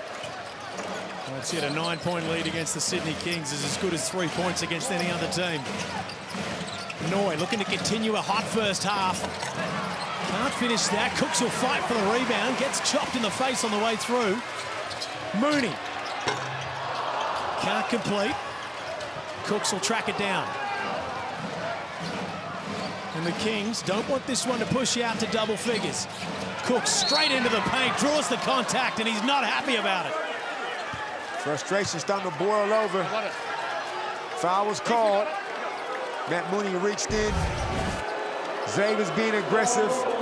Everybody's going at the 17-year-old next star, Kareem Lopez, as they should. He's just a child, a man-child, but a child nonetheless. He's merely a boy. They're gonna go at you, Kareem, but that's why you in this league, to grow up a little bit. And Xavier's getting himself involved. Xavier Cooks, we spoke about it before the game, averaging better numbers than his MVP season, yet not in the conversation for the third-place Sydney Kings. The mind boggles a little bit, does it not? So what are you saying? He should be a front runner? Like, what are you saying? I'm saying sometimes in this league we can have known commodities that we sort of forget about in favor of the new, shiny new toys, when Xavier Cooks is putting together himself a very, very good season. Xavier's in the conversation. He's in there. He's in the top 5. I would hope so. Lopez finds Bolden on the outside. He was hot early. That one gets tipped, and the Kings are out the other way. Great contest by Zay. Got a piece of that one, I think. Tui, poised as ever through the middle, draws contact, and he'll go to the line. Leads to defensive transition breakdown. Alex Tui got some of the most clever, slowest feet when he gets into the key, gets into traffic, gets himself to the stripe. Well, I'll tell you what, if you don't live under a rock and you like to venture outside, you will have noticed that it is in fact summer. And that means one thing these days, it's the NBL Summer Shootout. You can choose the club that will score the highest points in their summer shootout game correctly. You predict their score for your chance to redeem them. Double check this. Let's say $100,000. Good Lord. Lord, $100,000 could be yours if you pick the correct total and the winner of the summer shootout there. We've got plenty of games coming up. Melbourne and Adelaide Saturday, January 4th. There's plenty all throughout January. So get online to NBL.com.au and check out those summer shootout games for your chance to win $100,000. But right now, neither of these teams too concerned with the summer shootout. Right now, their eyes are on climbing up the NBL ladder and the Breakers. Well, 6-point lead remains that as Parker Jackson Cartwright airballs it. That was great defense by Tyler Robertson. He guarded Sam Meninga and PJC at the same time. Noy gets him up in the air and finishes. So poised when he gets down deep into the paint with those small fakes, Kawad Noy. Knows how to score. Bolden finds an open lane, goes up, under, around, can't finish. And Meninga will come up with it and lose it in the same play. Brought the ball down.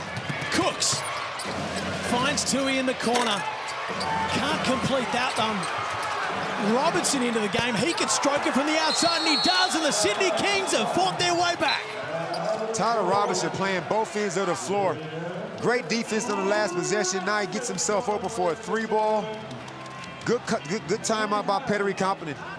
Well, the Sydney Kings, as you've just seen, as players sub in left, right, and centre and knock them down from the outside, they are loaded top to bottom with talent. And Xavier Cook spoke about just that pre-season.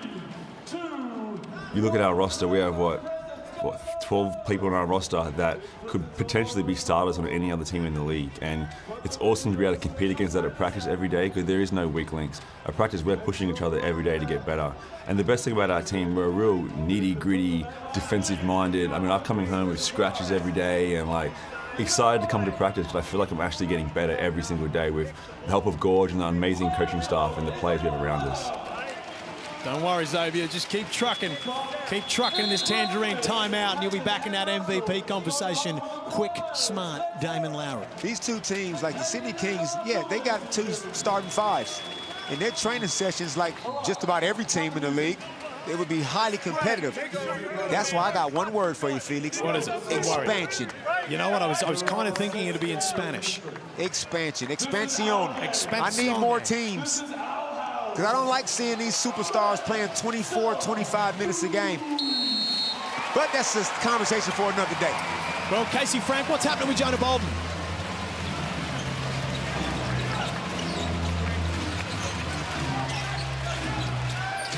I think they've mobbed him down there and they've stolen his microphone again. Jackson Cartwright deep into the paint, shows all of his skill set. Can't finish that, and Jalen Adams will push the pace the other way. Sam Meninga turned down a wide open shot. He just lost his confidence. Somebody needs to grab you by the scruff. Come on, man, shoot the ball. You're still Sam Meninga. Cooks deep into the paint.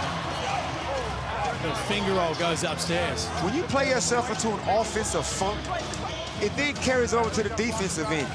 So now you're guarding Xavier Cooks way too close. He's not going to shoot that mid-range jump shot, but he's definitely going to blow by you. And now you pick up another foul. Well, let's give Casey Frank just one more chance to go downstairs and see whether Jonah Bolden's up and about. I tell you what, Felix, this sideline stuff is harder than it looks. I didn't know about it. But in that timeout, Coach Copeland's talking all about rebounds. We have to rebound the ball, and we have to make them work harder. Subbing out Jonah Bolden. Bolden, a little bit of frustration, takes off the jersey, walks away. He's back on the bench now, but certainly a little bit of tension there on the bench after that last run by the Kings. Never a good sign as the Kings are making a run and about to potentially, at the hands of Xavier Cooks, take the lead for the first time in a long time, and they do. And as we said before, a 9-point lead against the Kings, it may as well be won. The Kings wrestled their way back to the lead through the prowess of Xavier Cooks and Quatnoy. Nice spin from Lopez, gets inside and just bunnies the layup, and Meninga is there to clean it up and wrestle back the lead. I'm not going to harp on it, but when you go back and watch this game tape, Sam, you're going to be amazed at how you turning down these wide open threes. But good job on the offensive glass, because those are the little things that'll get your confidence back. Neck and neck, a little under 5 minutes remain in this third term. The Kings sitting pretty at third on the ladder. As that errant pass goes out of bounds, and the Breakers, well, a 6-game skid, but they're back at their happy hunting ground of Spark Arena, which has been a very, very friendly venue for them in the past. You see Max Darling's defense on Jalen Adams just staying down in the stands, moving his feet. And then Sam Meninga just got subbed out of the game. Being tentative will that'll happen to you.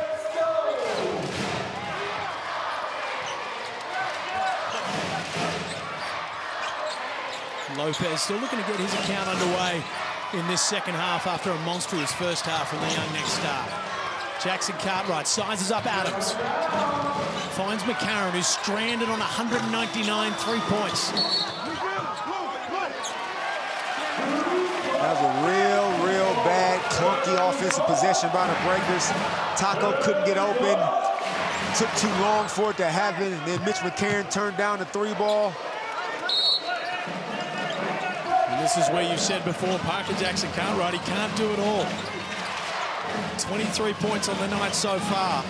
He's going to give it his best crack. 7 seconds on the shot clock. Lopez from outside. That's good.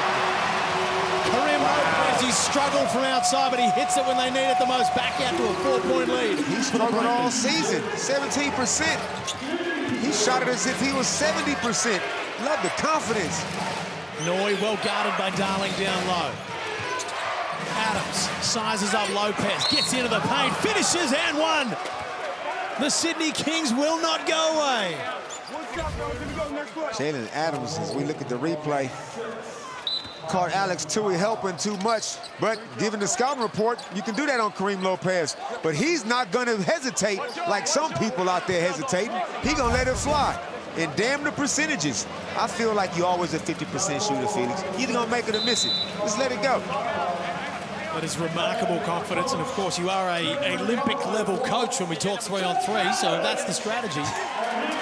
But I'm in no position to take that one away from you here as we look to the Tangerine timeout. A 2-point lead to the New Zealand Breakers, but the Sydney Kings, they've got all the momentum so far, and Jalen Adams is going to get a chance to add one more from the line. You have a look at the stats, everything's relatively even. Shooting percentages, rebounding, assists. It's going to go down to the wire. Certainly going to go down to the wire. I'll tell you another one that's going to go down to the wire in my humble prediction, as we have a coach's challenge right here. The Sunshine Stoush coming up after this one. Brisbane Bullets and the Cairns Taipans. Brisbane, I don't know what's in the water. I don't know what they gave to Casey Prather. I hope it's legal, because he is playing some illegally good basketball right now, and he's found the same form that helped him hang a banner in Melbourne.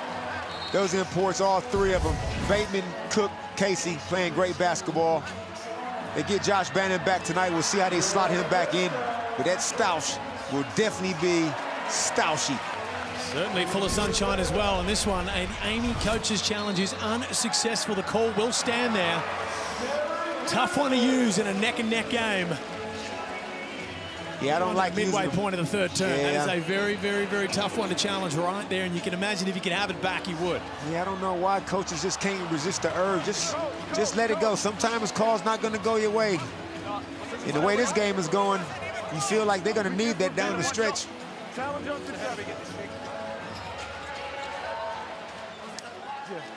Just a bit of issues here with the game clock getting fixed over there at beautiful Spark Arena. And we talk about it, there's always crazy stats, Damon, that come when New Zealand come to the game.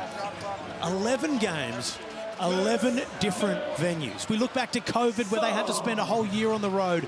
This team, year in, year out, seems to face more challenges than anyone else in the league. I totally understand taking the game to the people, going out to some regional towns and building the support on the entire island. I get that, but that is very unusual, that many different venues. And we got to go to Casey when Casey gets a minute. I know he's busy over there hobnobbing in the crowd, but why is Mojave King getting the DNP? What did you say he was doing in the crowd? He's hobnobbing. Hobnobbing? You ain't never heard of hobnobbing? Oh, I never did. No, Casey, tell him what hobnobbing means. I'm here for you, baby. I can tell you all about hobnobbing. Oh, my God. Well, you should stop doing that up there, guys. Well, that's a good question about why Mojave King's on the bench. I'm not really sure why it's happening, but it's certainly a level of athleticism and it could be injected into the lineup. But right now, we're seeing a lot more of Max Darling, Kareem Lopez, and Mitch McCarron inserted into that lineup off the bench. So they seem to have gone away from his athleticism as an injection for speed. Well, Max Darling's the interesting one since the beginning of the season. A lot of people were shocked to see him playing such heavy minutes as soon as Pettery got in, but clearly, and he's had some big games throughout the year, he's played very, very well, even though some people have said, you know, this guy's not up to the level. They've said all this stuff, and I'll tell you what, Damon, he certainly proved them wrong. Max Darling he's a coach's kind of a... He's a hooper. He's always going to have confidence from a coach because he plays defense. He does all the little things. He can guard just about every position on the floor. And he's a cagey scorer. He's not a go-to kind of a scorer, but he can still get buckets. So he knows his role as well. He's not going to come out there and he's going to try to load up from the three-point line, attack the rim. He locks down on defense and he shoots the ball when his name is called. Correct. I mean, but I'm just surprised that Mojave King is getting about 18 minutes a game, averaging 8 points. He can obviously shoot the three ball, and they feel like they need some three-point shooting out there right now. But for whatever reason, it's DNP coach's decision. Certainly rotations in the NBL this year have been impossible to predict. From the Sydney Kings to the New Zealand Breakers, the coaches, they're coaches for a reason. As we look at some of the players arriving right now for the Sunshine Stoush, there's always a little bit of heat in the air right now in the Cairns Taipans. You probably couldn't get two teams further apart on the spectrum of how they're playing right now, with the Taipans, who of course have dealt with some injuries, but they've got Taron Armstrong back, he's rolling. Guys coming in, James Bateman in the Christmas sweater, there we go, we love to see it right now. But the Brisbane Bullets, the way that they're playing right now, really coming into that area of the season where you probably don't want to run into them.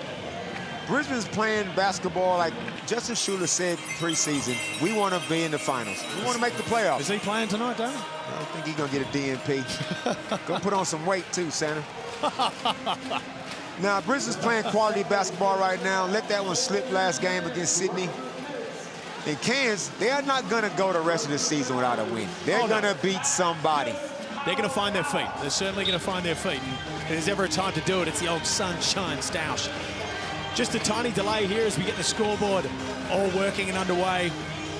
We had a couple of issues with the rim earlier with the scoreboard. Unfortunately, the maintenance staff, well, they've clocked off for Christmas. So we've got people out there in the fandom, the crowd. Those who aren't hobnobbing, they're over there trying to fix the scoreboard done. There we go. We are back. The power's back and we're ready to roll. 2-point lead to the Breakers. That's like a timeout. They're killing momentum. As we see Sam Menenga on the screen right there, I know I mentioned before, how do you get him out of this rut? You said he's got to do it himself.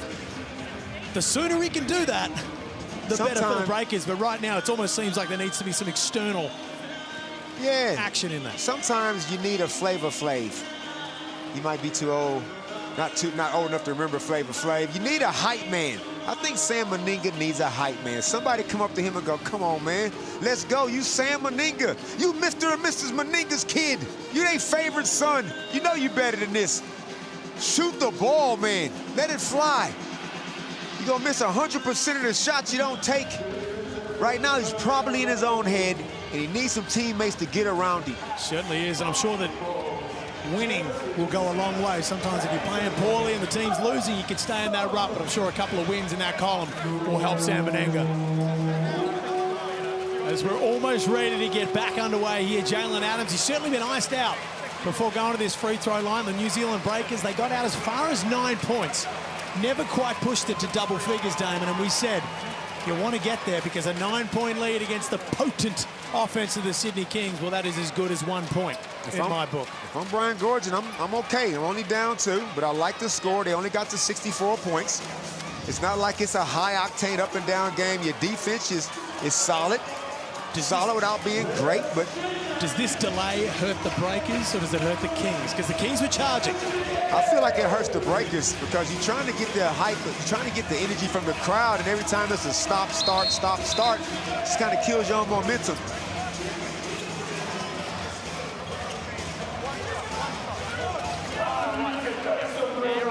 And we are back underway. Jalen Adams, they call it icing the kicker in the NFL. And the Breakers through a broken scoreboard. Have they successfully iced the shooter? They have. Jalen Adams can't complete the and one after about 5 minutes on the pine, and it remains a 2-point lead to the Breakers. Menenga. Hands off to Lopez, who's going to call his number against Alex Tui. Go to work, Sam. Menenga guarded by Oliver, tips it back out. Mooney. Menenga, there's ever a time to get going, it's now, and he can't that time. They got to take advantage of the Kings while Parker Jackson's getting a major rest this quarter. Robertson hit one earlier. Cuts through the lane, gets that one over Max Darling. Good cut by Tyler, good pass. And we are tied at 64 apiece, a little under 3 minutes remain. Both of these teams need to be stacking up wins. Lopez. The Breakers just moving the ball with ease on the outside, struggling to get too deep in the paint as Mooney clacks that one off the back of the rim. Robertson in transition, goes upstairs, gets it tipped. Tyler Robertson. Veteran in McCarron. Tyler Robertson's played some great minutes. Brian started Isaiah Liafa, played him 17 minutes, and Zay didn't give him anything in that. So he's going to Tyler Robertson, who's a little bit of a do-it-all kind of a guard. Small forward, two guard. What is he? Don't quite know. He's a basketball player. So Brian's going with him in the second half. Liafa obviously in the beginning of the game for defensive purposes, but Robertson, well, he can trouble the scorers. Had a fantastic college career, both Eastern Washington and Portland, and he's translated that over to the Kings as Adams just works his way into the paint. Too good. Feathery with the left-hand floater. Not much more Mitch McCann can do in that situation. Thought he defended that extremely well, but the skill of the offensive guy. Offensive foul for the Breakers, and the momentum, it's been wrestled back to the Sydney Kings. Jalen, did he get away with a travel? I think he did. I think the ball might have just come loose there. But you know what? If you win an MVP and you win a championship, you know what you get, Damon? What do you get? You get the benefit of the doubt, and you get the 50-50 calls going your way. So I say, good call, ref. 2-point lead to the Kings. They've trailed for a vast majority of the game. Robertson outside, no good. Bolden will clean it up. He's back into the game. I'm starting to get the feeling that Pettery Coppin wants to go methodical in the last 2 minutes of a quarter, and he brings Taco back. That's just easy.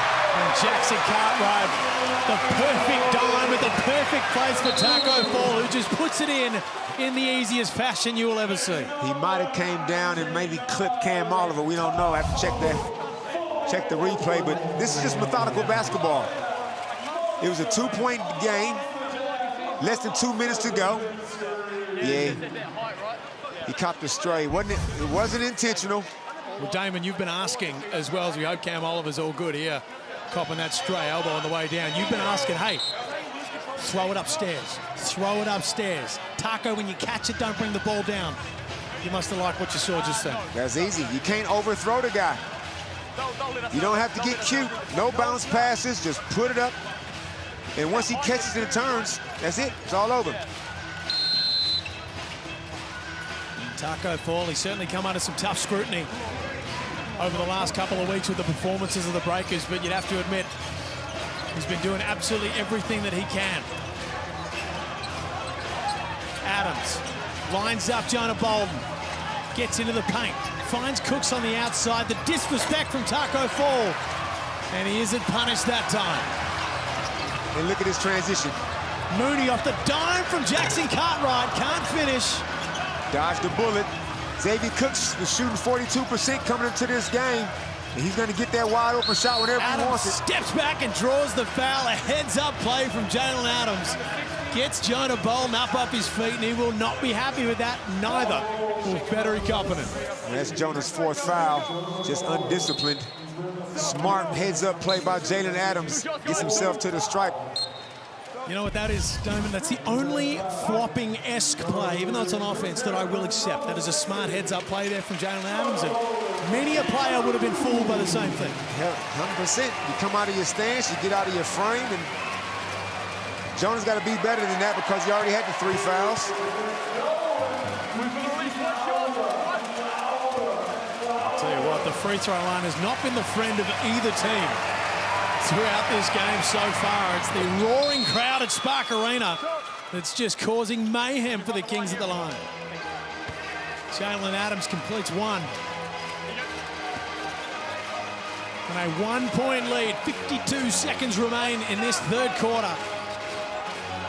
This game has the markings of a fantastic finish on it so far.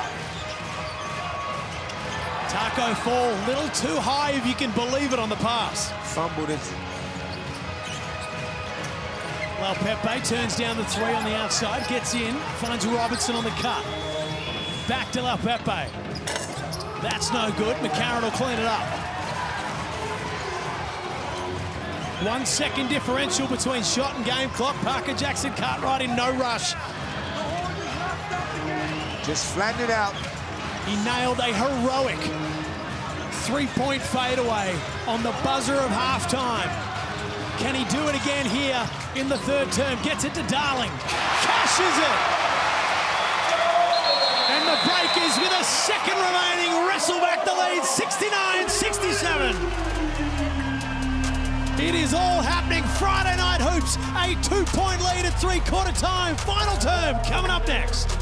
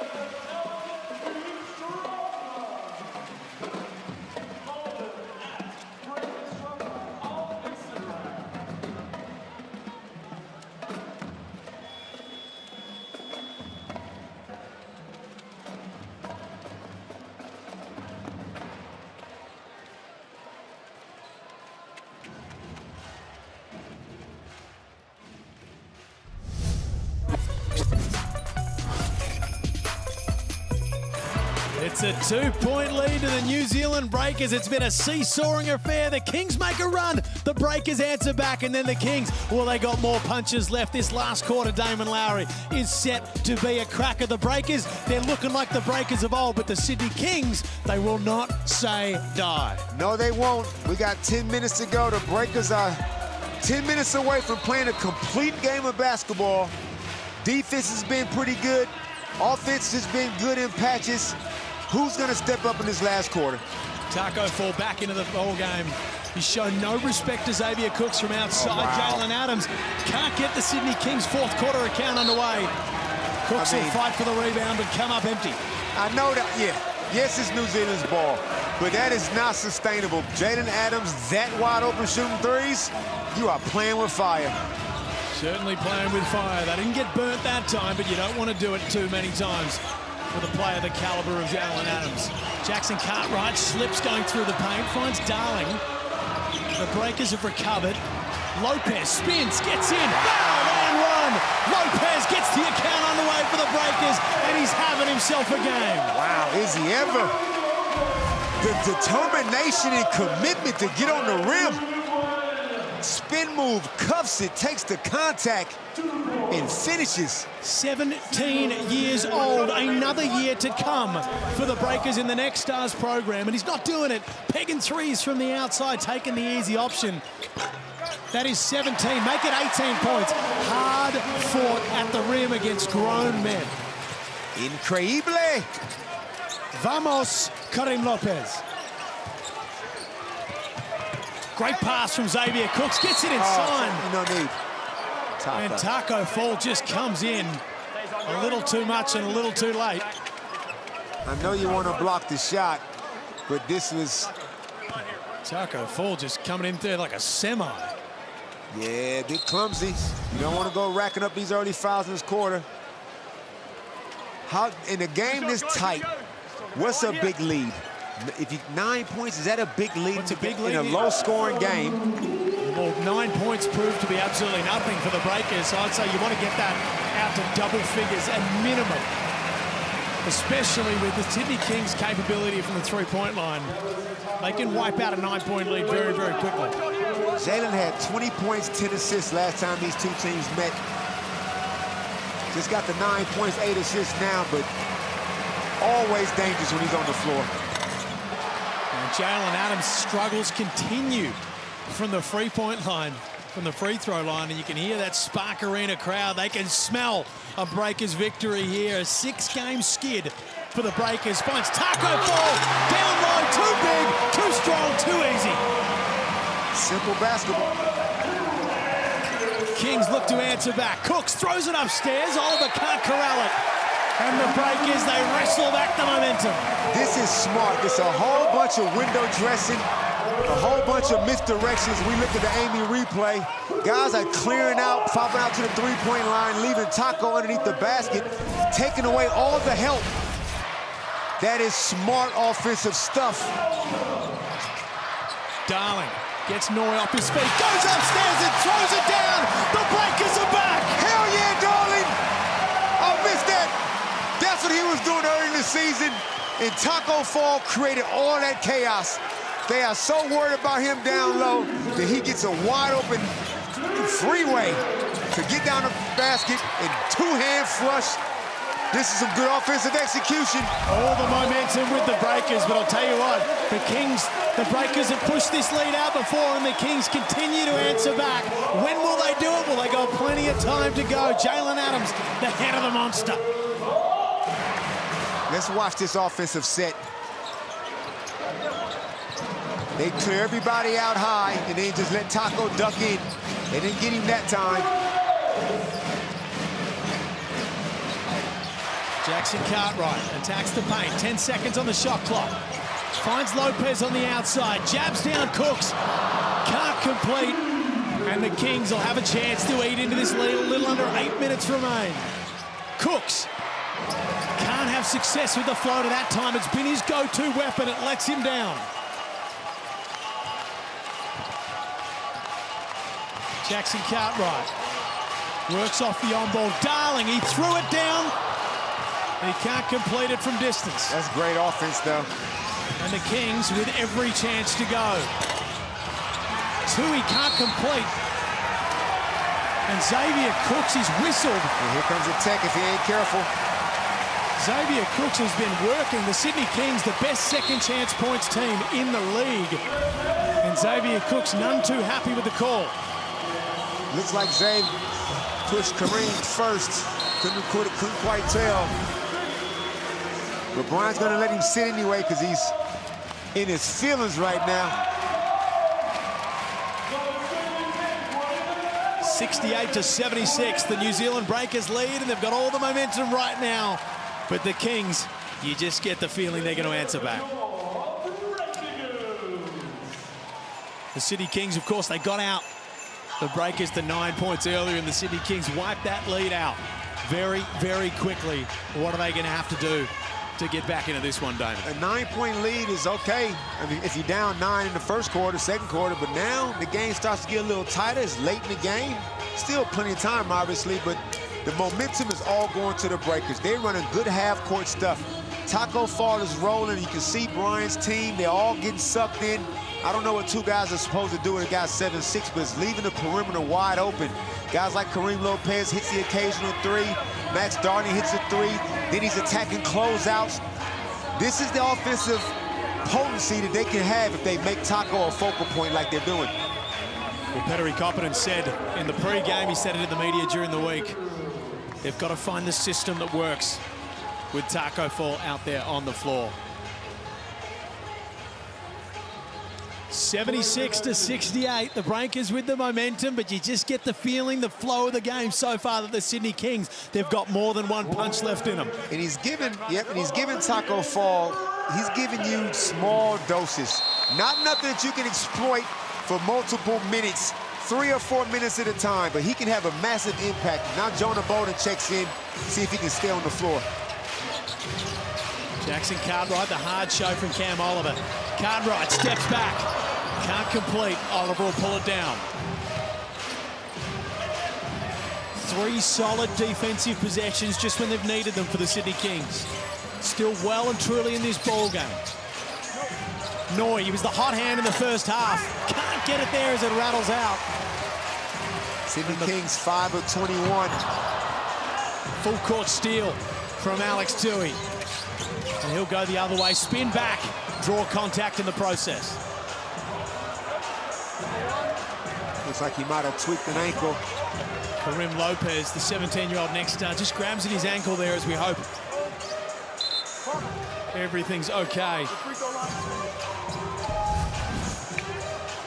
I don't watch injuries in slow motion. You have to tell me what happened. Yeah, it looks like your classic just rolled over on the side of that ankle, but you can imagine that with someone like Karim Lopez, you certainly are going to take no risks putting him back out of the game at his age when he doesn't need to be there. A fantastic game so far from Karim Lopez. And we hope and pray that everything with him is all good. It looks to be all right. He's all right. Let's not get too dramatic. He's a tough guy. He's a tough guy. Sometimes it's hard when guys don't show that pain in their face. If I went over on my ankle, Damon, you would know about it. Just calm down, everybody. He'll be fine. Just tie your shoe up a little tighter. Kwat Noy gets into the paint. The Sydney Kings are going to need him down the stretch.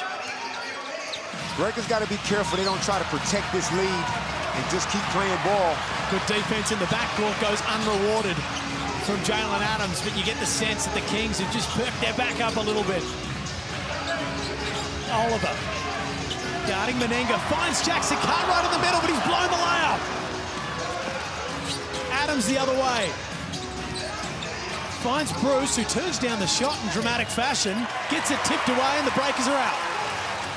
Good hands by Matt Mooney. And that's the sort of shot you want Sean Bruce. He's a big shot hitter and a big shot taker. You want him taking that shot from the corner. Bolden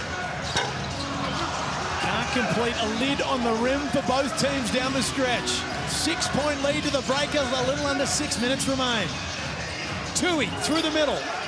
Finds Oliver. He can't put it in. And the drought continues. Both teams just struggling to find the basket throughout this fourth term. Jackson Cartwright draws the foul, won't be in the motion of shooting. He'll take that one from the baseline. But that is the Sydney Kings' 4th team foul. So as long as the Breakers execute, they shooting free throws, they can draw fouls. They're shooting free throws for the next 5.5 minutes. Certainly not a game that you want to be in the foul bonus any earlier than you need to. Bolden open on the outside, doesn't look to shoot. Darling fakes up, takes it through the middle. McCarron can't complete, still stranded on 199 for Mitch McCarron as he looks to just get to that 200 threes milestone. Kawhi Noy dodged another bullet over helping. Tui, Euro steps in, too big and too strong. So much poise when he gets into the paint for such a young man. 14 points on the night and 7 boards to go with it. And the Kings just starting to pile on the points. 4-point lead for the Breakers. They haven't been able to find much on the offensive end the last few possessions. Bolden looks to change that. Can't and the drought continues. Tui comes up with the board. Breakers 7 of 28 from deep.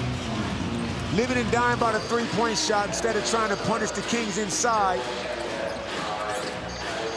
Adams sizes up Jackson Cartwright. Gets into the paint. Can't finish, but Alex Tui's there to clean it up. 2-point ball game. That was great one-on-one defense by PJC, but nobody, and I believe it was Mitch McCarron because he just got subbed out, did not box out Alex Tui. And Alex made him pay the price. Hang on. They can't. No timeout. David scored. Yeah. Back there, New Zealand. No timeout. No timeout. Well, you can forgive the officials for thinking that New Zealand might have wanted a timeout there. The way that the Sydney Kings are charging, the momentum shifts, the roller coaster that has been in this game. Can the Breakers hold off and get their first win in 7 games? Mooney, no good. Petri Coppin is looking for somebody to be able to make an outside shot. Grant Antisevich checks in. That's a shot Matt Mooney can make, but things getting a little tight out there. You just get the feeling the Breakers are holding off this charge. Adams pulls up. Can't complete it, but a hold on the rebound there, and the Sydney Kings will retain possession. It's hard to keep this monster, this beast, Kelly LePepe off the glass. A timeout to the Sydney Kings right now, a 2-point lead to the New Zealand Breakers. And Damon, the Breakers just struggling to get much on the offensive end right now. Well, both teams are. Sam Meninga picks up his 4th foul. Nobody can make a shot. Alex Tui's got a couple just getting offensive rebounds. But offensive execution, both teams are getting good looks. It's just one of those situations where shots not dropping. You still got to find a way to win. Let's listen in to Brian Gorgon in this timeout. Listen up.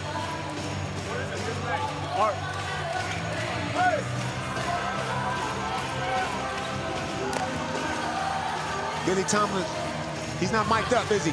Well, I'll tell you what, Brian Gorgon, he has said during the year that he's not a huge fan of the coaches' mics, and he's just pulled the old bait and switch at the last moment of the Tangerine timeout. Billy's the offensive coordinator. Let's see what they come out of this timeout with. Well, they're certainly going to need to find something because, as you say, they have been charging, but they still just haven't really been able to get in a flow on the offensive end in this 4th term. But they have been able to answer back to every punch from the New Zealand Breakers. And you get the feeling this one just has a couple more lead changes to go. This is a respectable performance of style of play by New Zealand Breakers. Hasn't been always great, but enough to keep them in the game and obviously with a lead, but I still feel they're giving up a lot of open shots.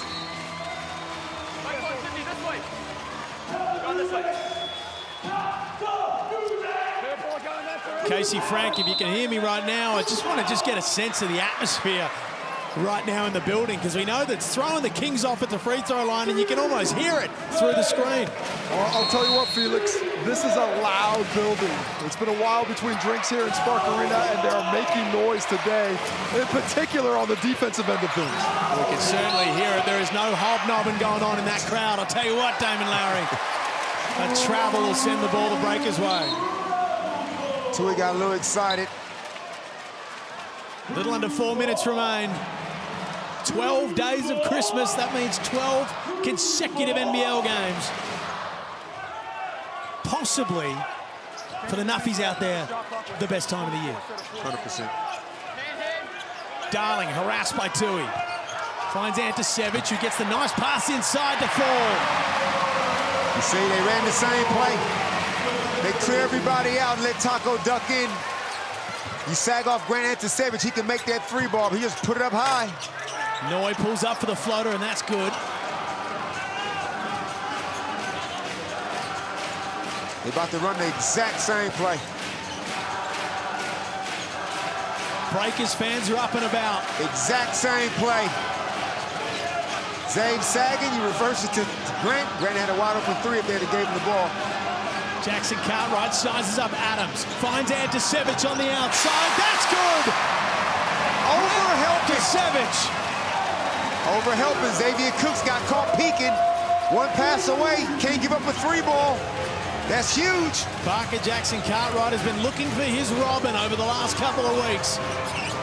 Damn it! gets it back from the Kings. Tui, and he lets his bench know about it. And Taco just did the same thing. He's helping one pass away out of the corner. And Tui makes him pay the price. Back-to-back coach-killing plays.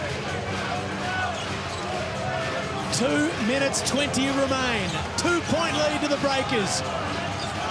6-game losing streak. Mooney from outside. That's off. Jackson Cartwright fights for it. Can't come up with it. Adams will go the other way. Gets deep into the paint. Far too easy for the former MVP. And we are tied up at 81 apiece. Good pushing transition by Jalen. PJC deep into the paint. Floats it up. It's good. The little big man shooting 100% down there from inside the key. 25 points on the night for Parker Jackson Cartwright. Karim Lopez has also starred in the show. Wow. Kuatnoi knocks it down. How does this happen? Whatever lid was on the rim in the first half of this quarter has been obliterated. And both teams, it's open season. Kawhi is the one guy on the floor that you can't leave open for three. Total defensive breakdown.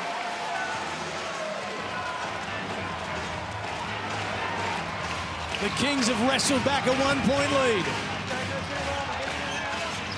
Mooney gets it to Taco 4. And the good last-second defense there prevents a sure basket. Kuatnoi doing it on both ends of the floor. Sorry, Felix. Same exact play, and Kuatnoi knew it was coming. He's down there fighting his ass off, but look at his size. Look at his out-of-bounds play. Oh, Zabe with the steal. And Xavier Cooks with the hands of God being able to take it away. He's fouled in transition, and the Breakers, they are not happy about it. And that is a stylish gentleman.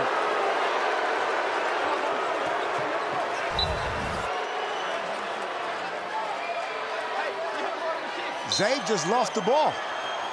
And 2 hands on him from Grant Avasevich. You can imagine that the Breakers say no foul and the Sydney Kings say clear path foul.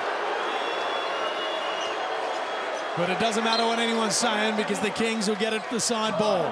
Timeout as both teams just regain a little bit of composure here. The Kings have wrestled back to a 1-point lead in what's been a seesaw affair. The Breakers, well, they got out by 9. Then they got out by 7 at one stage. They've had some little buffers, but they have not been able to put the Sydney Kings away, and now they're on the back foot. Teams got to rely and trust their one-on-one defense. There's been way too much sagging off one pass away, too much ball watching. They're giving up wide-open shots. With 79 seconds to go in this game, you just can't afford to have teams getting easy shots.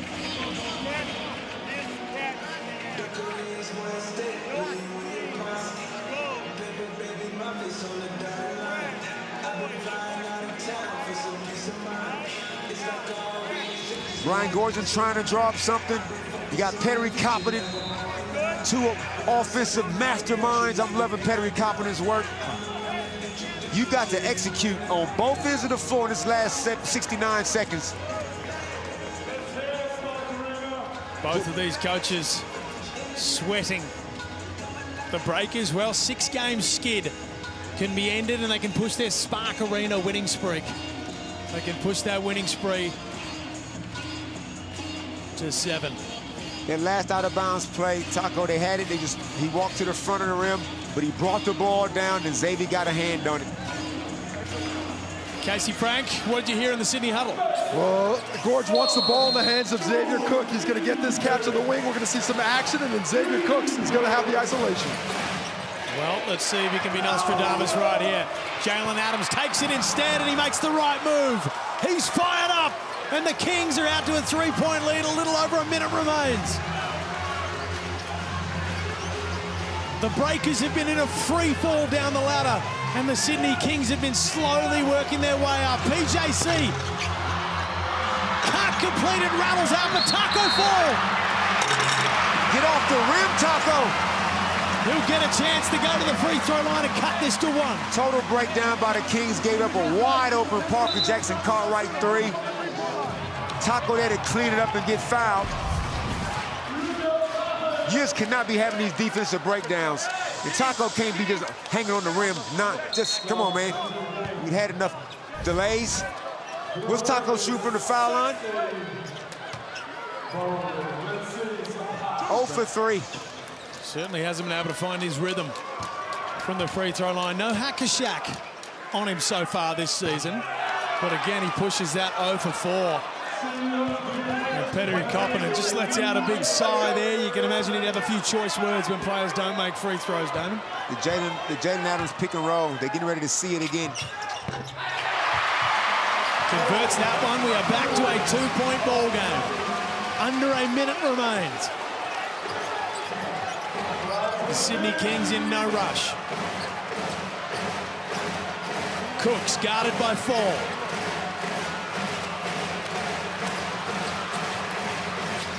Adams off the handoff. Steps up. Throws it up to Cooks. Rallies the ball back out to Adams. Cashes it. Big time.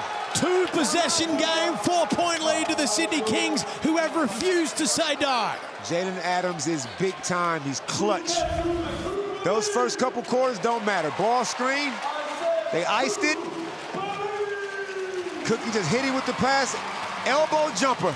They shoot hundreds of those in training. Too easy for Jalen Adams right now. You look at both of these teams. I said before, the Breakers in a free fall down the ladder, in desperate need of a win and needing to get it at home. And the Sydney Kings, well, there is a lot of teams watching these games who do not want to see the Sydney Kings start to find their form, Damon. No, they don't, and they are looking pretty good. Jalen Adams, though, man, 15 points, 8 rebounds, 9 assists, 1 TO, and just timely clutch buckets. The dude is big time.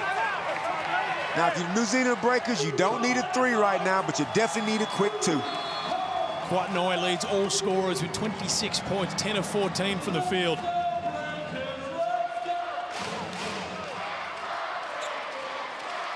Cam Oliver just the 6 points, 3 for 8. And Jalen Adams chipping in 15 of his own, but it's been Kwatnoi who's kept them alive this game. Quick 2, and you got to play the foul game.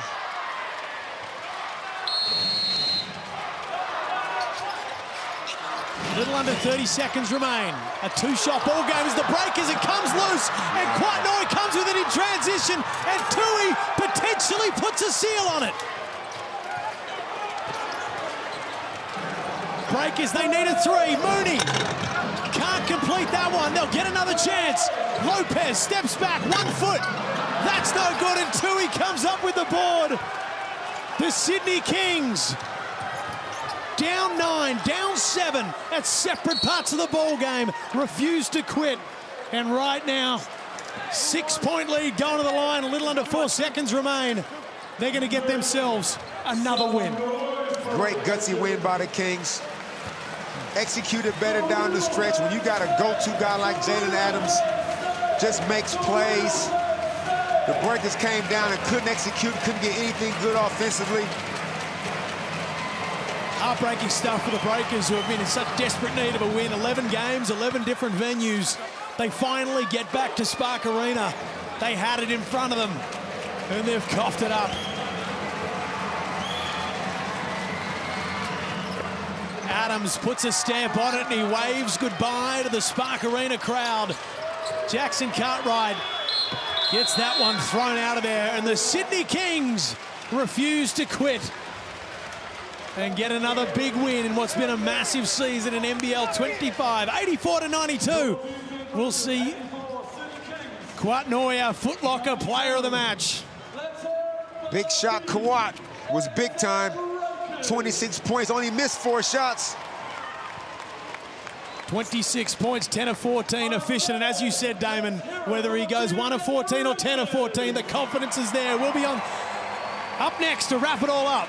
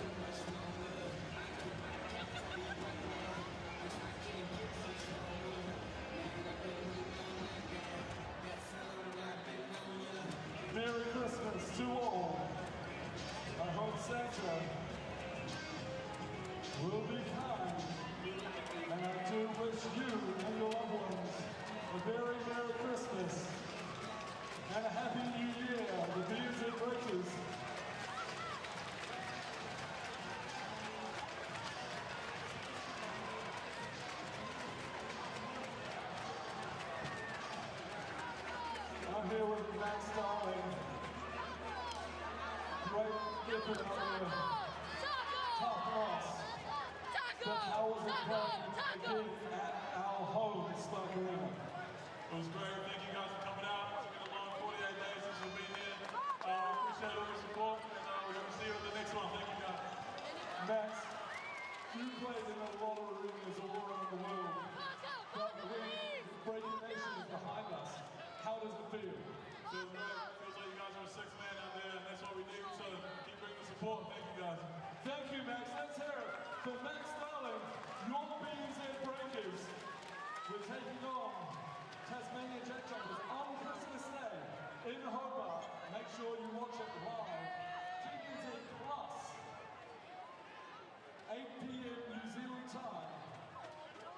And that one again, Sunday, 5th of Jan against the Perth Wildcats. 12:30 p.m. Spark Arena. Get your tickets, ticketmaster.co.nz.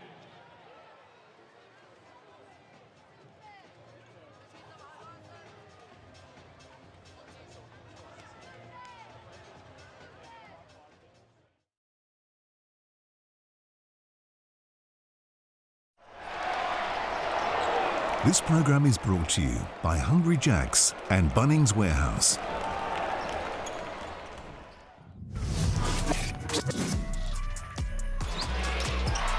Sydney Kings 8-point victors, and it was Kwatnoi with 26 points on the night. An unbelievable effort, 10 of 14. You were calling him Mr. Confidence, Damon Lowry. He's a microwave the way he catches fire. Big shot Quat does not ever